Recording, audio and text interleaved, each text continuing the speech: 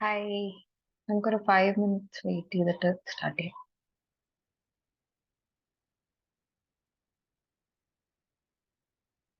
Vishnu and Maithili audible ആണല്ലോ അല്ലേ? അതെ അതെ ഓഡിബിൾ ആണ്. Okay.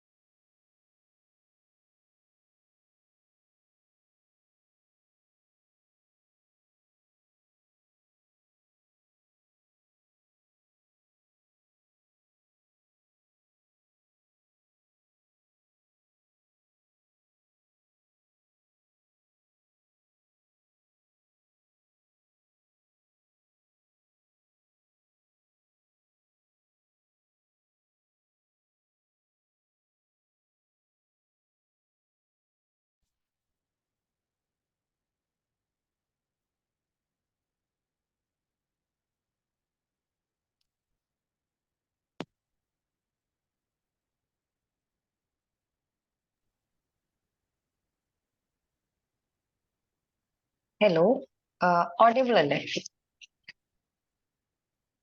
I hope you can hear me. Yeah. Yeah. So thank you all for joining. I hope കുറച്ച് പേര് കൂടിയൊക്കെ join ചെയ്യുമായിരിക്കും.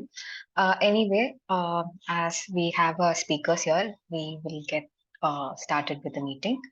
Again, thank you all for taking the time and joining this discussion. അപ്പോൾ SUSTERA Foundation, Clean Mobility Collective എന്ന് പറഞ്ഞൊരു ഇനിഷ്യേറ്റീവിന്റെ കൂടെ associate ചെയ്തിട്ട് we have been doing this series of discussions and a set of campaigns through the months of November and December, and we've been trying to look at how we can transform the Kerala's transport sector, which is currently there, to a more cleaner and sustainable one. So that's the idea that we started off with, and we were as ഒരു രണ്ട് aspects that we wanted to specifically look at was electric vehicles ലേക്കുള്ള ഒരു switch and also public transport what is the kind of work that we need to do എന്നുള്ളതായിരുന്നു. അപ്പോൾ electric വെഹിക്കിൾസിൽ we have been especially discussing about how we can transition to കൂടുതൽ electric vehicles switch ചെയ്യുന്നതിന് വേണ്ടിയിട്ട് we had taken up a campaign in Infopark Kochi, and we also had an event where we were felicitating electric auto drivers in Kozhikode and Trivandrum. അപ്പോൾ ഈ ഇനിഷ്യേറ്റീവ്സിലൂടെ we just wanted to engage more youngsters and employees ഈ ഒരു target ഗ്രൂപ്പിലുള്ള ആൾക്കാരെ കുറച്ചുകൂടി aware ആക്കാനും, and if they can prefer public transport for their daily commute അല്ലെങ്കിൽ electric വെഹിക്കിളിലേക്ക് switch ചെയ്യാനൊരു ഓപ്ഷൻ ഉണ്ടെങ്കിൽ ദാറ്റ് ആ ഒരു നഡ്ജ് കൊടുക്കാൻ വേണ്ടിയിട്ടായിരുന്നു these discussions and campaigns that existed. So in this particular discussion we are especially looking at public transportation, and definitely ഈ public ട്രാൻസ്പോർട്ടേഷന്റെ ഒരു ഇൻഫ്രാസ്ട്രക്ചർ കൂടുതൽ പുതിയ ടെക്നോളജീസും ക്ലീനർ ഫ്യൂവൽ ഇന്നോവേഷൻസും especially in public transportന്റെ കാര്യത്തിലാണെങ്കിൽ there are so much that we can do about the service aspect as well.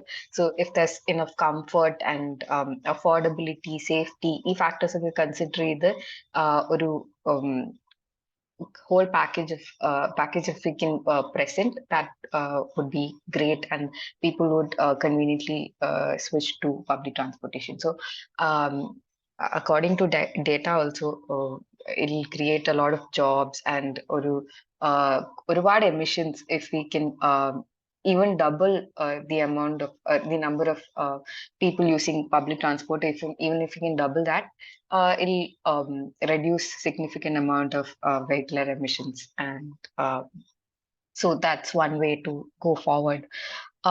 So in this discussion, we were also looking at how transport is it plays a major role in urban air quality. So we wanted to bring that aspect as well. We will be discussing about how ഇപ്പോൾ കൂടുതലായിട്ടുള്ള congestion മാനേജ്മെന്റിന് നമ്മൾ അത് deal ചെയ്യാൻ equipped അല്ലാത്തത് കൊണ്ട് ഉണ്ടാകുന്ന ചാലഞ്ചസും കാരണം എയർ ക്വാളിറ്റിയിൽ ഉണ്ടാകുന്ന ഡിക്ലൈനിനെ പറ്റിയിട്ടും, and what will be the general environmental benefits in switching to public transportation എന്നുള്ളതായിരിക്കും നമ്മൾ ഈ റൗണ്ട് ടേബിളിൽ ഫോക്കസ് ചെയ്യുന്നത്. So today we have our three speakers. We have Vishnu M. Warrier. Vishnu ക്യുസാറ്റിലെ ഒരു പ്രോമിസിംഗ് റിസർച്ച് സ്കോളർ ആണ് from the Department of Atmospheric Sciences. So he'll be helping us understand and he'll be putting forth the data, എങ്ങനെ നമുക്ക് data read ചെയ്യാൻ പറ്റും, air പൊല്യൂഷനെ പറ്റിയിട്ടും air quality ഇൻഡെക്സിനെ പറ്റിയിട്ടും he'll be talking to us. And പ്രത്യേകിച്ച് കേരളത്തിൽ ഇപ്പൊ എന്താ context, how can we interpret these figures എന്നുള്ളത് Vishnu will be telling us. And then we have Maithili. Maithili is also a researcher. She has done her work extensively in waste reduction and sustainable menstruation practices. She's also part of this amazing network, which I thought is really great. It's a network of mothers called the Warrior Moms. It comes from a point where ഈ അമ്മമാരുടെ ഒരു concern letting their children out in the situations like, and even if it's a small change that we can make to protect them എന്നുള്ള ആസ്പെക്റ്റിൽ നിന്ന് stem ചെയ്തിട്ടുള്ള ഒരു നെറ്റ്വർക്കാണ് warrior moms. So she's also a core member of Warrior Moms. She'll be telling us about her journey with Warrior Moms and her research and so on. And we also have Deepa's SUSTERA's founder. Everybody, I hope those who are present here already knows her well. So she is an educator. She'll be talking to us about how this can be as just as possible. A transition to public transportation ആണെങ്കിലും കൂടുതൽ affordable ആയിട്ടും എല്ലാ genders-നും. One thing is that if we are shifting to public transport, there's a lot of inequalities that we can address as well if there's convenient, affordable public transport. She'll be bringing light to that aspect as well. So ആദ്യം നമുക്ക് വിഷ്ണുവിനെ invite ചെയ്യാം. Vishnu will be taking up telling us about the scientific perspective of equality. Thank you, Vishnu. Sahad, can you please mute? Sorry, Sahad, can you please mute?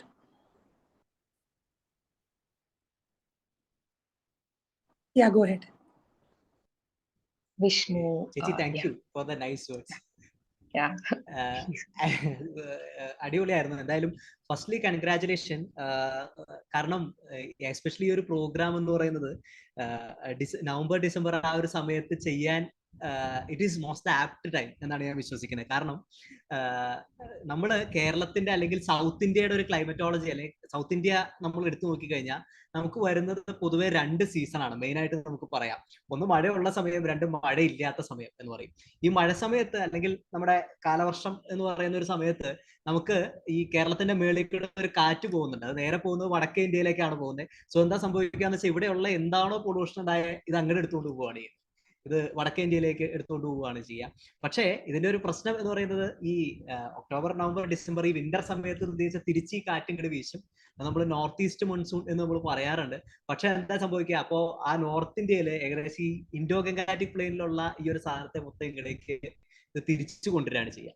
അപ്പോൾ ഏകദേശം ഈ ഒരു സമയം എന്ന് പറയുന്നത് കേരളത്തിൽ കൂടുതലായിട്ട് പൊള്യൂഷൻ കാണപ്പെടുന്ന ഒരു സമയമാണ്.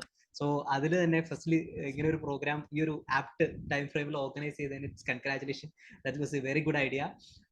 അപ്പോ ഫണ്ടമെന്റലി നമുക്ക് നോക്കേണ്ട ഒരു കാര്യം, നമ്മൾ ഈ പറയുന്ന പൊള്യൂട്ടൻസ് എല്ലാം തന്നെ എർത്തിന്റെ അറ്റ്മോസ്ഫിയർ അല്ലെങ്കിൽ എർത്തിൽ നമുക്ക് വളരെ ആവശ്യമുള്ള ഒരു സാധനമാണ്. ഇപ്പോൾ ഓസോൺ ആവട്ടെ, SO2, NO2 ആവട്ടെ, ഇതിന്റെയൊക്കെ പ്രത്യേകത എന്ന് പറയുന്നത് ഗ്രീൻ ഹൗസ് ഗ്യാസ് എന്ന് പറയുന്ന ഒരു സാധനമാണ്. അപ്പൊ അതുകൊണ്ട് തന്നെ നമ്മുടെ ഈ ഒരു സ്ഥലത്ത് ടെമ്പറേച്ചറിനെ ഒരിത്തിരി കൂട്ടി നിർത്താനായിട്ട് ഈ ഒരു ഇതിന്റെയൊക്കെ കോൺസെൻട്രേഷൻ വളരെ അത്യാവശ്യമാണ്. അപ്പോ ഇത് എപ്പോഴാണ് പ്രശ്നമാവണേ എന്നുള്ളതാണ് ചോദ്യം. അപ്പൊ അതിനുവേണ്ടി നമ്മൾ എയർ പൊള്യൂഷനിൽ പൊതുവെ 2ആയിട്ട് ഇതിനെ ക്ലാസിഫൈ ചെയ്യാറുണ്ട്. ഒന്ന് കണ്ടാമിനൻസ്, 2 പൊള്യൂട്ടൻസ് എന്ന് പറയുന്ന പേരിൽ. കണ്ടാമിനൻസ് എന്ന് പറഞ്ഞു കഴിഞ്ഞാൽ നമ്മളൊരു ക്രിട്ടിക്കൽ കോൺസെൻട്രേഷൻ, ഇപ്പോൾ ഫോർ എക്സാമ്പിൾ ഒരു 10 ഒരു ഗ്രാം അതിന്റെ മുകളിൽ പോയി കഴിഞ്ഞാൽ അത് കൂടുതലായിട്ടുള്ള എഫക്റ്റ് കാണിക്കുന്നു എങ്കിൽ അതിനെ കണ്ടാമിനന്റ് എന്ന് പറഞ്ഞ് വിളിക്കുന്നു. ഇത് കൂടാതെ ഇതിനൊരു ഹെൽത്ത് എഫക്റ്റ് അല്ലെങ്കിൽ ഒരു ബയോളജിക്കൽ എഫക്റ്റുകൾ കൂടിയുണ്ട്. അതായത് ഈ ഒരു കണ്ടാമിനന്റ് തന്നെ കൂടുതലായിട്ട് എന്തെങ്കിലും ഒരു സാധനത്തിനെ അഫക്ട് ചെയ്യുകയാണ് അല്ലെങ്കിൽ എന്തെങ്കിലും ഡിസ്ട്രക്ഷന് കാരണമാവുകയാണെങ്കിൽ അതിനെ നമ്മൾ പൊള്യൂട്ടന്റ് എന്ന് പറഞ്ഞ് വിളിക്കുന്നു. ഇതാണ് നമ്മൾ പൊതുവെ ഉപയോഗിക്കുന്ന 2 ക്ലാസിഫിക്കേഷൻസ് എന്ന് പറയുന്നത്. ഇതില് എയർ പൊള്യൂഷൻ നമ്മൾ പറയുമ്പോൾ നമ്മൾ പൊതുവെ കേട്ടിട്ടുള്ള 2 പൊള്യൂട്ടന്റുകളായിരിക്കും. ഒന്ന് PM 2.5.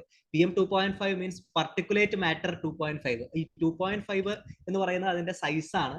അതായത് 2.5 മൈക്രോമീറ്റർ എന്നാണ് നമ്മൾ പറയുക. അത്രയും ചെറിയ, വളരെ ചെറിയ സൈസുള്ള സാധനം.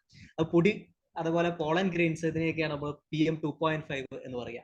അടുത്തത് PM 10 എന്ന് പറയുന്ന ഒരു സംഗതിയുണ്ട്. ഇതായിരിക്കും നമ്മൾ വൈഡായിട്ട് കേട്ടിരിക്കുന്ന 2 പൊള്യൂട്ടൻസ് എന്ന് പറയുന്നത്. ഇത് കൂടാതെ നമ്മൾ കേട്ടിരിക്കേണ്ട കുറച്ച് സാധനമുണ്ട്. പിന്നെ എല്ലാം കാണുന്ന NO2, SO2 ഇതേപോലെയുള്ള സാധനങ്ങൾ. ഇത് കൂടാതെ കേട്ടിരിക്കേണ്ട ഒരു സാധനമാണ് ഓസോൺ എന്ന് പറയുന്ന ഒരു സംഗതി. നമ്മൾ പലയിടത്തും ചെന്ന് പറയുകയാണ് ഓസോണിനെ കുറിച്ച് നമ്മൾ പറയുമ്പോൾ ഓസോൺ ഒരു പൊള്യൂട്ടന്റ് ആണോ എന്നുള്ളതാണ് ആദ്യത്തെ ചോദ്യം നമ്മളോട് ചോദിക്കുക. ഓസോൺ ഒരു പൊള്യൂട്ടന്റ് ആണോ? ഓസോൺ നമ്മളെ UV റേഡിയേഷനിൽ നിന്ന് സംരക്ഷിക്കുന്ന സാധനമാണ്. അപ്പോൾ ഓസോണിന്റെ പാളിക്ക് ഓസോണിന്റെ പുതപ്പിന് തുള വരുന്നു, അതിന് ഹോള് വരുന്നു, ഓസോൺ ഹോളൊക്കെ വരുന്നു എന്നൊക്കെ പറയണ കേൾക്കാറുണ്ട്. അപ്പൊ ഓസോൺ ഇത്രയും പ്രശ്നമാണോ, ഓസോൺ ഒരു പൊള്യൂട്ടന്റ് ആണോ എന്ന് നമ്മളോട് സ്ഥിരം ചോദ്യം വരാറുണ്ട്. ഓസോൺ ഒരു പൊള്യൂട്ടന്റ് ആണ് എപ്പോ അത് സർഫസിലാണ് ഉണ്ടാവുന്നതെങ്കിൽ. നമ്മള് ഗ്രൗണ്ട് അടുത്ത്, അതായത് നമ്മളിൽ നിന്ന് 1 കിലോമീറ്റർ താഴെയാണ് ഇത്രയും ഓസോൺ ഉണ്ടാവണമെങ്കിൽ അതിനെ നമ്മളൊരു പൊള്യൂട്ടന്റ് ആയിട്ട് കണക്കാക്കണം. കാരണം ഈ ഓസോൺ എന്ന് പറയുന്ന സംഗതിക്ക് നല്ല ഹൈ ആയിട്ടുള്ള ഒരു ഓക്സിഡൈസിങ് പവർ എന്ന് പറയുന്ന ഒരു സംഗതിയുണ്ട്. അതായത് എന്തുമായിട്ടാണോ അത് കോൺടാക്റ്റിൽ വരുന്നത്, അവിടെ ഇപ്പോൾ ഓർഗാനിക് ടിഷ്യൂ ആയിട്ട് കോൺടാക്റ്റിൽ വരികയാണെങ്കിൽ എന്ത് സംഭവിക്കും, ആ ഓർഗാനിക് ടിഷ്യൂവിന് അത് ഡാമേജ് വരുത്തും. ഇപ്പൊ പ്ലാന്റ് ആയിട്ടാണ് കോൺടാക്റ്റിൽ വരുന്നതെങ്കിൽ അവിടെ അത് ഡാമേജ് വരുത്തും. അപ്പൊ അതുകൊണ്ട് ഓസോൺ എന്ന് പറയുന്നത് വളരെ നല്ലൊരു സംഗതി തന്നെയാണ്. എവിടെ സ്ട്രാറ്റോസ്ഫിയർ അല്ലെങ്കിൽ ഭൂമിയിൽ നിന്ന് ഒരു 50 കിലോമീറ്റർ മുകളിൽ എടുത്തു കഴിഞ്ഞാൽ ഓസോൺ എന്ന് പറയുന്നത് വളരെ അടിപൊളിയാണ്. ഓസോൺ UV റേഡിയേഷൻ എന്ന് പറയുന്നത് ബ്ലോക്ക് ചെയ്യും. പക്ഷെ ഇതേ സംഗതി സർഫസിൽ വരുമ്പോൾ ഇത് പ്രശ്നമാണ്. ഇപ്പോ 1950 ഏറ്റവും വലിയൊരു ഡിസ്കഷൻ ഉണ്ടായത് ലോസ് ഏഞ്ചലസ് ഫോഗ് എന്ന് പറയുന്ന ഒരു സംഗതി. ലോസ് ഏഞ്ചലസ് ഫോഗില് ഒരുപാട് ആളുകൾ ഡിബേറ്റ് ചെയ്ത് കണ്ടുപിടിച്ചത് അവിടുത്തെ ഏറ്റവും വലിയ പ്രശ്നം എന്ന് പറയുന്നത് ഓസോൺ ആണ് എന്നുള്ളതാണ്. ആ സ്മോഗ് ഉണ്ടാക്കിയത് അല്ലെങ്കിൽ ആ ഫോഗ് ഉണ്ടാക്കിയത് ബേസിക്കലി ഓസോൺ ആണ് എന്ന് പറയുന്നതാണ്. അപ്പൊ അതിനുശേഷമാണ് നമ്മൾ ഓസോൺ എന്ന് പറയുന്ന ഒരു സംഗതിയെ പൊള്യൂട്ടന്റ് ആയിട്ട് ഉൾപ്പെടുത്തിയത് പോലും. അപ്പോഴും ഇവിടെ എയർ പൊള്യൂഷനെ കുറിച്ച് നമ്മൾ സംസാരിക്കുമ്പോൾ നമ്മൾ പർട്ടിക്കുലർലി വിട്ടുപോകുന്ന ഒരു സാധനമാണ് ഈ ഓസോൺ എന്ന് പറയുന്നത്. അപ്പോ ഇതും പബ്ലിക് ട്രാൻസ്പോർട്ടുമായിട്ട് എന്താണ് ഒരു റിലേഷൻ എന്ന് ഒരു ചോദ്യം ഉണ്ടോ? എന്തായിരിക്കാം ഇത് ഓസോണിനെ കുറിച്ച് അതുപോലെ തന്നെ SO2 കുറിച്ചും പറയുന്നതെന്ന് വെച്ച് കഴിഞ്ഞാൽ, ഈ ഓസോൺ എന്ന് പറയുന്നത് നമുക്ക് ഡയറക്റ്റ് ആയിട്ട് പ്രൊഡ്യൂസ് ചെയ്യുന്നില്ല. അതേസമയം ഈ വണ്ടി നമ്മൾ ഓടിക്കുക അല്ലെങ്കിൽ പബ്ലിക് ട്രാൻസ്പോർട്ട് ഉപയോഗിക്കാതെ കൂടുതൽ ഇൻഡിവിജ്വൽ ആയിട്ടുള്ള ട്രാൻസ്പോർട്ടുകൾ യൂസ് ചെയ്യുമ്പോൾ പുറത്തേക്ക് വരുന്ന കുറച്ച് പ്രൊഡക്റ്റുകളുണ്ട്. ഈ ഫോസിൽ ഫ്യൂവൽ കത്തിച്ചു കഴിഞ്ഞാൽ പുറത്തേക്ക് വിടുന്ന ഒരു സംഗതിയാണ് NO2 എന്ന് പറയുന്നത്. പിന്നെയാണ് SO2 എന്ന് പറയുന്നത്. ഇതൊക്കെ ഈ സൺലൈറ്റിന്റെ പ്രസൻസിൽ വരുമ്പോൾ ഇത് കൺവേർട്ട് ചെയ്തിട്ട് ഓസോൺ ആയിട്ട് മാറുകയാണ് ചെയ്യുന്നത്. അപ്പോ PM2.5ഉം PM10ഉം നമുക്ക് ഒരു തരത്തിൽ പൊള്യൂഷൻ ഉണ്ടാക്കുന്നതിൽ നിന്ന് നമുക്ക് കിട്ടുന്ന ഏറ്റവും വലിയൊരു പൊള്യൂഷൻ ഓസോൺ പൊള്യൂഷൻ എന്ന് പറയുന്നത് കൂടി വരുന്നുണ്ട്. അപ്പൊ അത് പലപ്പോഴും എയർ പൊള്യൂഷൻ അല്ലെങ്കിൽ എയർ പൊള്യൂഷൻ റിലേറ്റഡ് ആയിട്ടുള്ള ഇതുകളിൽ ഒരു ആക്റ്റീവ് ആയിട്ടുള്ള ഒരു കമ്പോണന്റ് ആയിട്ട് വരാറില്ല. പക്ഷെ ഇനി കുറച്ച് നാളുകൾക്കുള്ളിൽ അത് വരും. അപ്പോൾ അതാണ് ഒന്നാമത്തെ ഇമ്പോർട്ടൻസ് എന്ന് പറയുന്നത്. ഇപ്പൊ പബ്ലിക് ട്രാൻസ്പോർട്ട് എന്തുകൊണ്ട് നമ്മൾ പ്രൊമോട്ട് ചെയ്യണം എന്ന് ചോദിച്ചു കഴിഞ്ഞാൽ, നമുക്ക് ഈ NO2 SO2 എന്ന് പറയുന്നതിന്റെ കോൺസെൻട്രേഷൻസ് കുറയ്ക്കാൻ പറ്റും. ഇപ്പൊ ഫോർ എക്സാമ്പിൾ ഈ PM2.5 ആയാലും നമുക്കൊരു മഴ പെയ്ത് കഴിഞ്ഞാൽ ഈ ഒരു സംഗതി താഴേക്ക് വരും. PM2.5 ഒരു പാർട്ടിക്കിൾ ആണ്. ഈ മഴയിൽ ഇത് മിക്സ് ചെയ്ത് ഈ സാധനം താഴേക്ക് എത്തും. ഈ ഓസോണും NO2 SO2 ഒക്കെ കുറച്ച് മഴയും കൂടി പെയ്യുമ്പോഴത്തേക്ക് ഇതിന്റെ പ്രൊഡക്ഷൻ കൂടുകയാണ് ചെയ്യുക. ഇതിന്റെ പ്രൊഡക്ഷൻ കൂടി കൂടുതൽ ഓസോൺ ഇവിടെ പ്രൊഡ്യൂസ് ചെയ്യുകയാണ് ചെയ്യുക. അപ്പൊ എന്ത് സംഭവിക്കുന്നു വെച്ചാൽ, നമ്മൾ എക്സ്പെക്ട് ചെയ്യുന്ന ഒരു വാല്യൂവിൽ നിന്ന് വളരെ കൂടുതലായിരിക്കും നമുക്ക് കിട്ടുന്ന ഒരു വാല്യൂ എന്ന് പറയുന്നത്. ഇത്തരത്തില് നമ്മുടെ ലാബില് നമ്മൾ ബാക്കി 2 പൊള്യൂട്ടന്റ് ഒഴിവാക്കി ചെയ്തു നോക്കിയിരുന്നു. ഒരു അനാലിസിസ് നമ്മൾ ചെയ്തു നോക്കിയിരുന്നു. അതായത് നമ്മൾ എടുത്തത് ബേസിക്കലി ഇൻഡസ്ട്രിയൽ പൊള്യൂട്ടൻസ് മാത്രമാണ്. ഒന്ന് carbon monoxide, sulphur dioxide, nitrogen dioxide, ozone. ഇത്രയും 4 സാധനങ്ങളാണ് നമ്മൾ എടുത്തത്. ഇത് 4ഉം എവിടെയാണ് ഏറ്റവും കൂടുതൽ വരിക എന്നൊരു ചോദ്യം നമ്മൾ ചോദിച്ചായിരുന്നു. അതായിരുന്നു നമുക്ക് ചെക്ക് ചെയ്യേണ്ട ഒരു സംഗതി. നമ്മളത് ചെക്ക് ചെയ്തപ്പോൾ നമുക്ക് കിട്ടിയത് ഏറ്റവും കൂടുതൽ ഈ 4ഉം കൂടി നിൽക്കുന്ന ഒരു സ്ഥലം എന്ന് പറയുന്നത് നമ്മുടെ കൊച്ചി തന്നെയാണ്. കൊച്ചിയില് വൈറ്റില, നമ്മുടെ FACT ഇരിക്കുന്ന ഒരു റീജിയൻ. ഈ ഒരു റീജിയനിൽ നമുക്ക് വളരെ കൃത്യമായിട്ട് കേരളത്തിലെ ഹൈലി നമുക്ക് കാണാൻ പറ്റും. അപ്പോ ഇവിടെ ഒരു പ്രധാനപ്പെട്ട ഒരു ചോദ്യം നമ്മൾ ഇവിടെ ചോദിക്കേണ്ടതുണ്ട്. കേരളത്തിലെ എയർ പൊള്യൂഷനെ നമുക്ക് എത്രമാത്രം കൃത്യമായിട്ട് അറിയാൻ പറ്റി? അത് വലിയൊരു ചോദ്യമാണ്. കാരണം ഇപ്പൊ ഡൽഹി നമ്മൾ എടുത്തു. ഡൽഹിയിലാണ് നമ്മൾ ഏറ്റവും കൂടുതൽ പൊള്യൂഷൻ നമ്മൾ കേട്ടിട്ടുള്ളത്.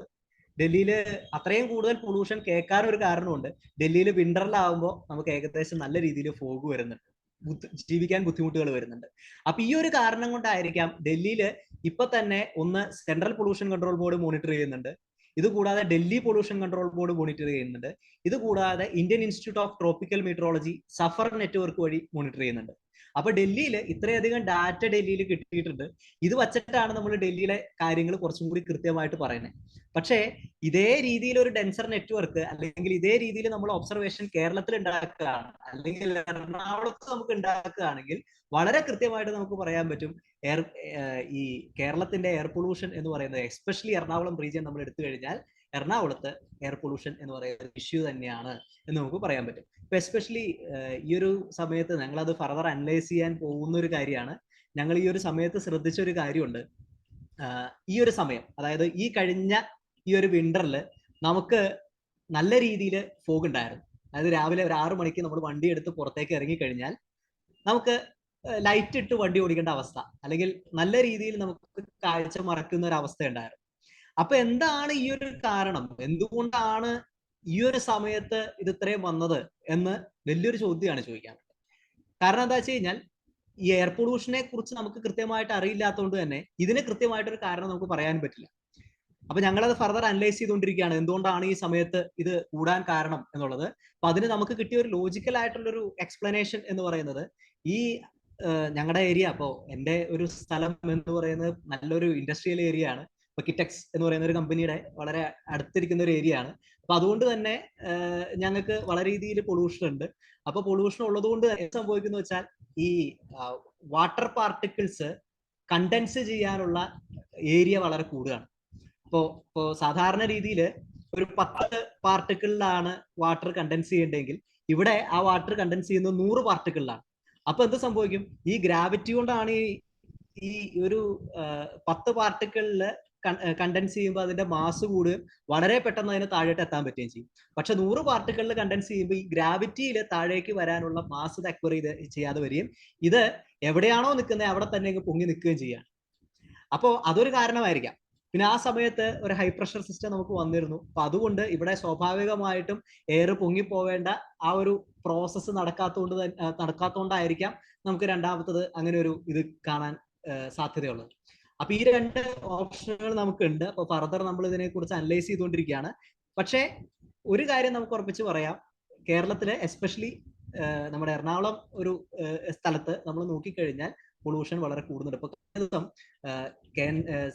കേരള പൊല്യൂഷൻ കൺട്രോൾ ബോർഡും സെൻട്രൽ പൊല്യൂഷൻ കൺട്രോൾ ബോർഡിന്റെ ഒരു ഇതിൽ നമ്മൾ നോക്കിക്കഴിഞ്ഞപ്പോൾ എയർ ക്വാളിറ്റി കാണിച്ചത് 142 എന്നാണ് കാണിച്ചത്.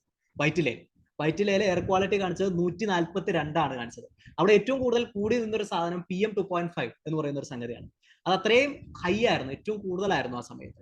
അതുപോലെ കേരളത്തിലെ പല റീജിയനുകളിലും, എറണാകുളത്ത് തന്നെ നമ്മൾ നോക്കുകയാണെങ്കിൽ എറണാകുളത്തെ തന്നെ പല റീജിയനുകളിലും ഇത്തരത്തിൽ ഹൈ കോൺസെൻട്രേഷൻ ആയിട്ടുണ്ട്.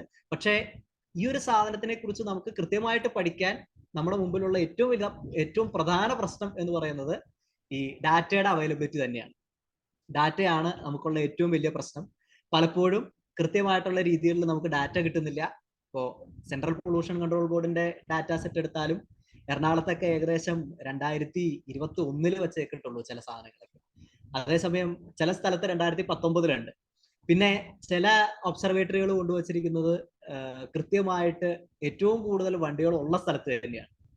അപ്പോ നമ്മള് ഈ ഒരു ഒബ്സർവേറ്ററികൾ നമുക്ക് നോക്കുമ്പോൾ വളരെ കൃത്യമായിട്ടുള്ളൊരു സാമ്പിൾ നമുക്ക് കിട്ടാതെ വരും, അല്ലെങ്കിൽ ഇത്ര മാത്രമാണ് എയർ പൊല്യൂഷൻ എന്ന് നമുക്ക് പറയാൻ പറ്റുന്ന രീതിയിൽ ഒരു സാമ്പിൾ നമുക്ക് കിട്ടാതെ വരികയാണ്.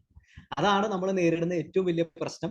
പിന്നെ ഞങ്ങൾ കോമഡി ഉള്ളവണ്ണം പറയാറുണ്ട്, ഈ കേരള പൊല്യൂഷൻ കൺട്രോൾ ബോർഡ് എല്ലായിടത്തും ഡാറ്റ ഈ ഒബ്സർവേറ്ററി കൊണ്ടുവച്ചിട്ടുണ്ട്, പക്ഷെ അതൊന്നും വർക്ക് ചെയ്യുന്നില്ല എന്നുള്ളത്.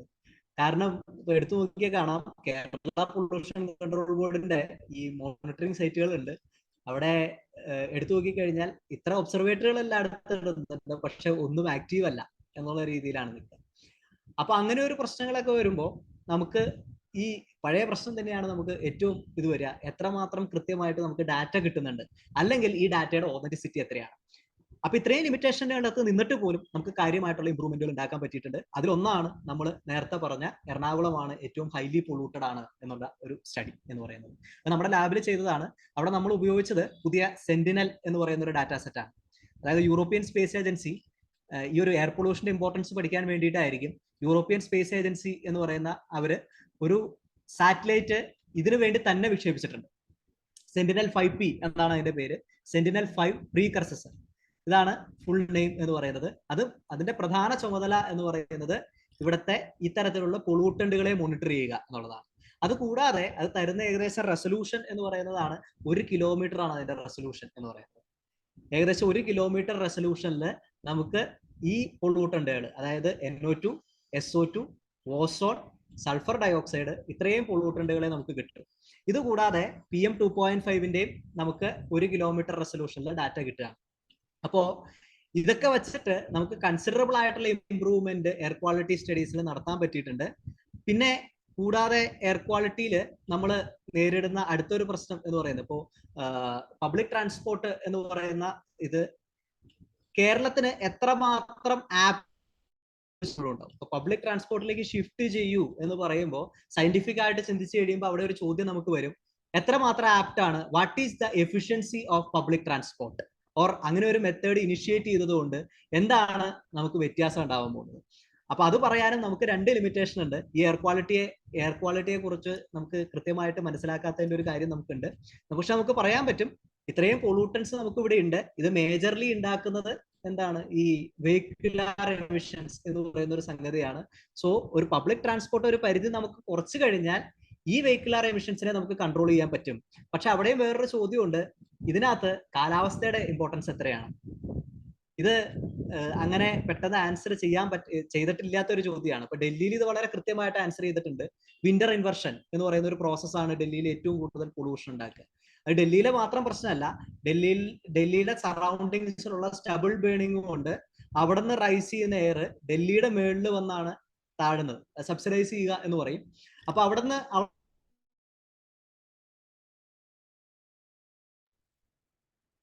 ഹലോ വിഷ്ണു സൗണ്ട് പോയി.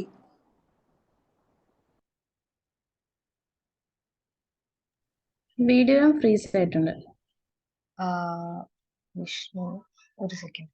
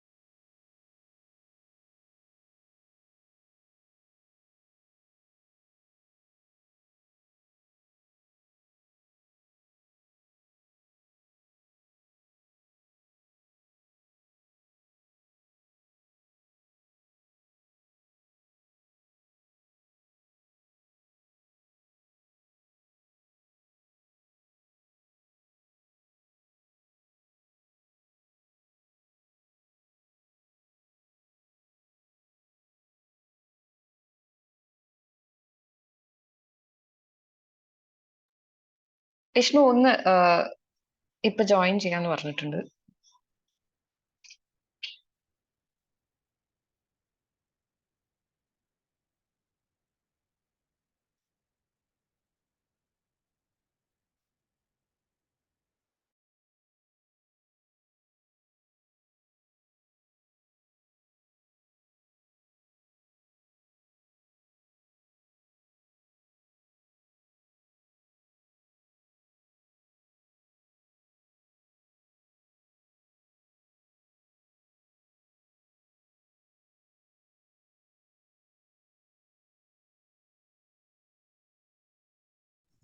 ഹലോ വിഷ്ണു ഓഡിബിൾ ആണോ? കേൾക്കാൻ പറ്റുന്നുണ്ട്.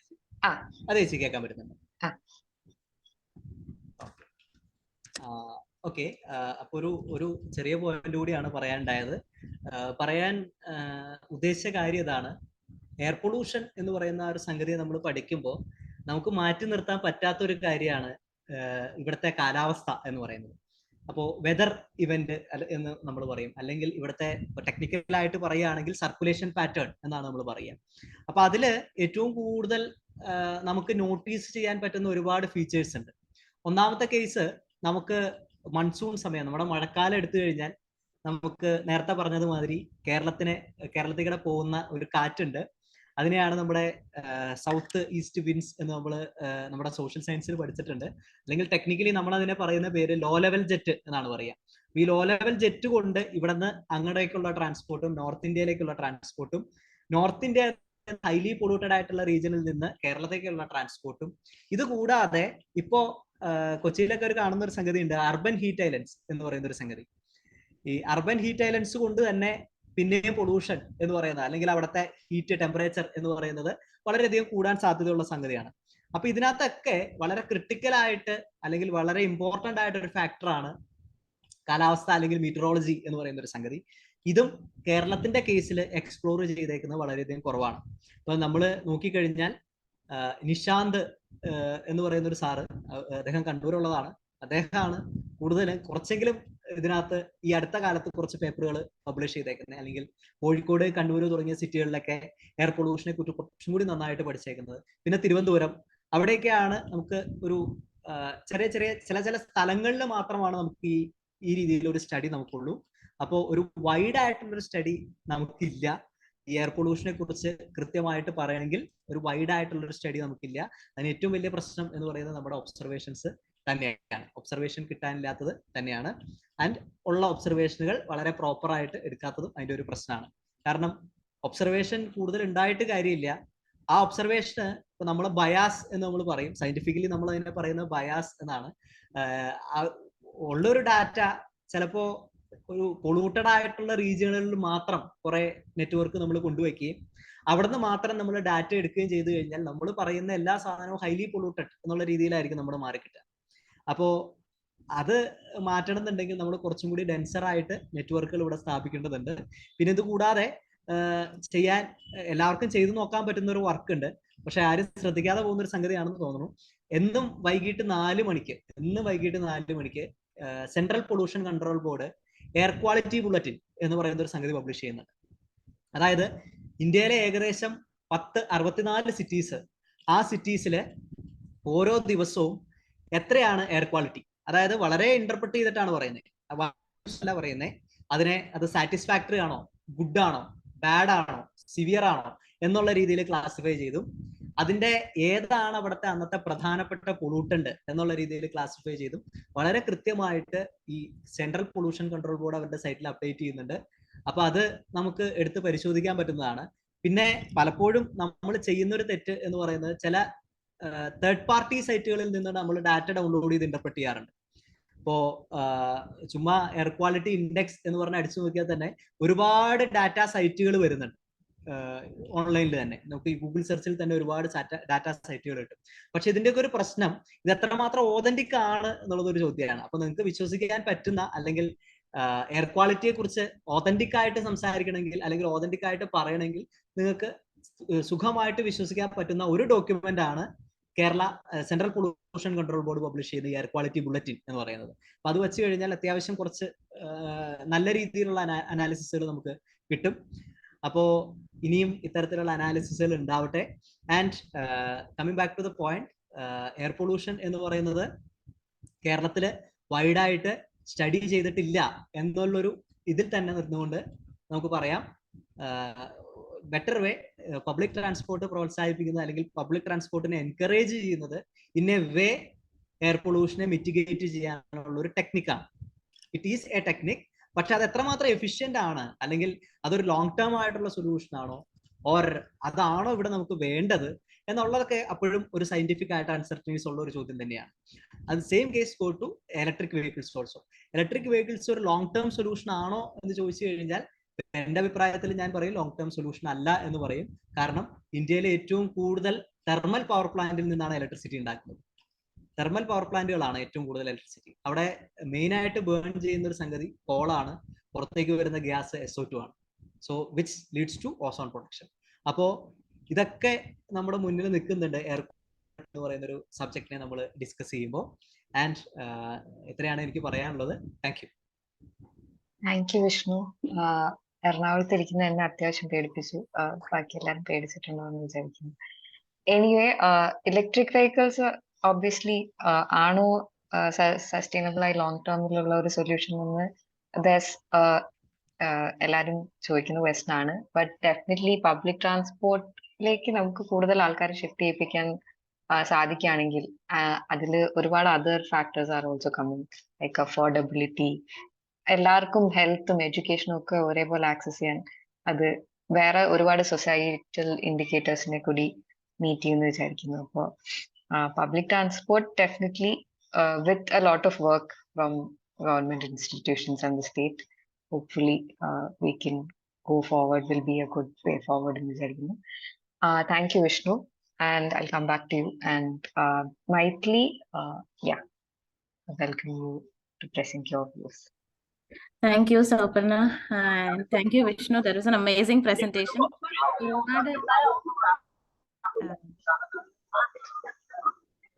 ഒന്ന് മ്യൂട്ട് ചെയ്യാമോ? Okay, thank you. വിഷ്ണുവിൻ്റെ അടുത്ത് നമുക്ക് ഒരുപാട് ടെക്നിക്കൽ ആസ്പെക്ട്സ്, നമുക്ക് ഒരുപാട് ഇൻഫർമേഷൻ കിട്ടി. എയർ ക്വാളിറ്റി ഇൻഡെക്സും പിന്നെ കാറ്റ് എങ്ങനെ പോകുന്നു, എങ്ങനെ കണ്ടൻസ് ചെയ്യുന്നു, അങ്ങനത്തെയൊക്കെ ഒരുപാട് ഇൻഫർമേഷൻ നമുക്ക് വിഷ്ണുവിൻ്റെ അടുത്ത് നിന്ന് കിട്ടി. Thank you. ഞാനൊരു സസ്റ്റൈനബിലിറ്റി പ്രൊഫഷണലാണ്. ഞാൻ വർക്ക് ചെയ്യുന്നത് സൗവർണ പറഞ്ഞ പോലെ ഒരു അമ്മമാരുടെ കൂട്ടായ്മയിലാണ്. അപ്പോൾ അതിൽ ഇന്ത്യയിൽ നിന്നുള്ള എല്ലാ ഭാഗങ്ങളിൽ നിന്നുള്ള അമ്മമാരും ഉണ്ട് അതിൽ. അപ്പോൾ ഞങ്ങൾ സംസാരിക്കുന്നത് ഒരു വളരെ ബേസിക് ആയിട്ടുള്ള ഒരു കാര്യത്തിന് വേണ്ടിയിട്ടാണ് ഞങ്ങൾ ശബ്ദം ഉയർത്തുന്നത്. അതായത് WHO പറഞ്ഞിരിക്കുന്ന എയർ ക്വാളിറ്റി ഇൻഡെക്സ് അതിൻ്റെ ലെവൽ 50 ആണ്, AQI 50 ആണ്. പക്ഷേ ഇന്ത്യയിലെ ഏത് സിറ്റി എടുത്ത് നോക്കിയാലും അവിടെയൊക്കെ ഇതുപോലെ 100ൽ കൂടുതലായിരിക്കും എയർ ക്വാളിറ്റി ഇൻഡെക്സ്. അപ്പോൾ നമ്മുടെ ഇപ്പോൾ യങ് ആയിട്ടുള്ള ആൾക്കാർക്ക് അല്ലെങ്കിൽ കുട്ടികൾക്ക് എങ്ങനെ ഒരു ഹെൽത്തി ആയിട്ടുള്ള ഒരു ഫ്യൂച്ചർ ഉണ്ടാക്കാം? അപ്പൊ ഇത്രയും പൊല്യൂട്ടഡ്, ഇപ്പൊ വിഷ്ണു ഒരുപാട് പൊല്യൂട്ടൻസിന്റെ കാര്യം പറഞ്ഞു അല്ലേ? അപ്പം അതിൽ പല കാർസിനോജൻസും ഉണ്ട്, ഒരുപാട് ടോക്സിക് ആയിട്ടുള്ള ഒരുപാട് പാർട്ടിക്കിൾസ് ഉണ്ട്. അപ്പോൾ ഇതെല്ലാം ശ്വസിച്ച് വളരുന്ന ഒരു കുട്ടിക്ക്, ഒരുപാട് കുട്ടികൾക്ക് മാത്രമല്ല വലിയ ആൾക്കാർക്കും എല്ലാവർക്കും ഒരുപാട് ഹെൽത്ത് ഇഷ്യൂസ് ഉണ്ടാവാൻ ചാൻസ് ഉണ്ട്. അത് പ്രൂവണുമാണ്. ഇപ്പൊ ഡൽഹി പോലുള്ള ഒരു സ്ഥലത്തൊക്കെ ആണെങ്കിൽ അവിടെ ഒരു ഡോക്ടേഴ്സിന്റെ ഒരു സ്റ്റഡി നടത്തിയതിൽ 30% കുട്ടികൾക്കും ആസ്മ വരാനുള്ള ചാൻസ് ഉണ്ട്. എന്നാലും because they are exposed to so much pollution. അപ്പോൾ ഞാൻ ഉദ്ദേശിക്കുന്ന പ്രസന്റേഷൻ അധികം ടെക്നിക്കൽ അല്ല. ഒരു അമ്മ എന്നുള്ള നിലയ്ക്കാണ് ഞാൻ സംസാരിക്കാൻ പോകുന്നത്. എങ്ങനെ നമുക്ക് നമ്മുടെ ബിഹേവിയറൽ ചേഞ്ചസ്, അപ്പൊ എന്തുകൊണ്ടാണ് നമുക്ക് കൂടുതൽ പബ്ലിക് ട്രാൻസ്പോർട്ട് അഡോപ്റ്റ് ചെയ്യാൻ പറ്റാത്തത്, എന്തൊക്കെയാണ് അതിന്റെ ചാലഞ്ചസ്, എങ്ങനെ നമുക്ക് ഓവർകം ചെയ്യാം, അങ്ങനെയൊക്കെയുള്ള കാര്യങ്ങളാണ് ഞാൻ കവർ ചെയ്യാൻ പോകുന്നത്. ഞാനൊരു ചെറിയ പ്രസന്റേഷൻ ഉണ്ടാക്കിയിട്ടുണ്ട്. അത് ഷെയർ ചെയ്യണോ, ഹോസ്റ്റ് ആക്കാം? എനിക്ക് റൈറ്റ്സ് തന്നാൽ ഞാൻ ഷെയർ ചെയ്തോളാം. ഓക്കെ.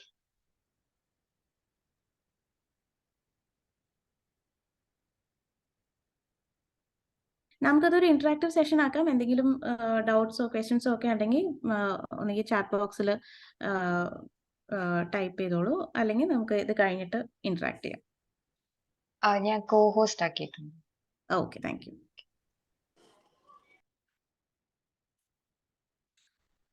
എല്ലാവർക്കും കാണാൻ പറ്റുന്നുണ്ട് എന്ന് വിശ്വസിക്കുന്നു. കാണാം. സസ്റ്റൈനബിൾ മൊബിലിറ്റി എന്തിനാണ് ചെയ്യേണ്ടത് എന്നുള്ള കാര്യം ഒരുവിധമൊക്കെ കുറെ കാര്യങ്ങൾ വിഷ്ണു പറഞ്ഞു തന്നിട്ടുണ്ട്. എങ്ങനെ ചെയ്യാമെന്നും കൂടി നമുക്ക് നോക്കാം.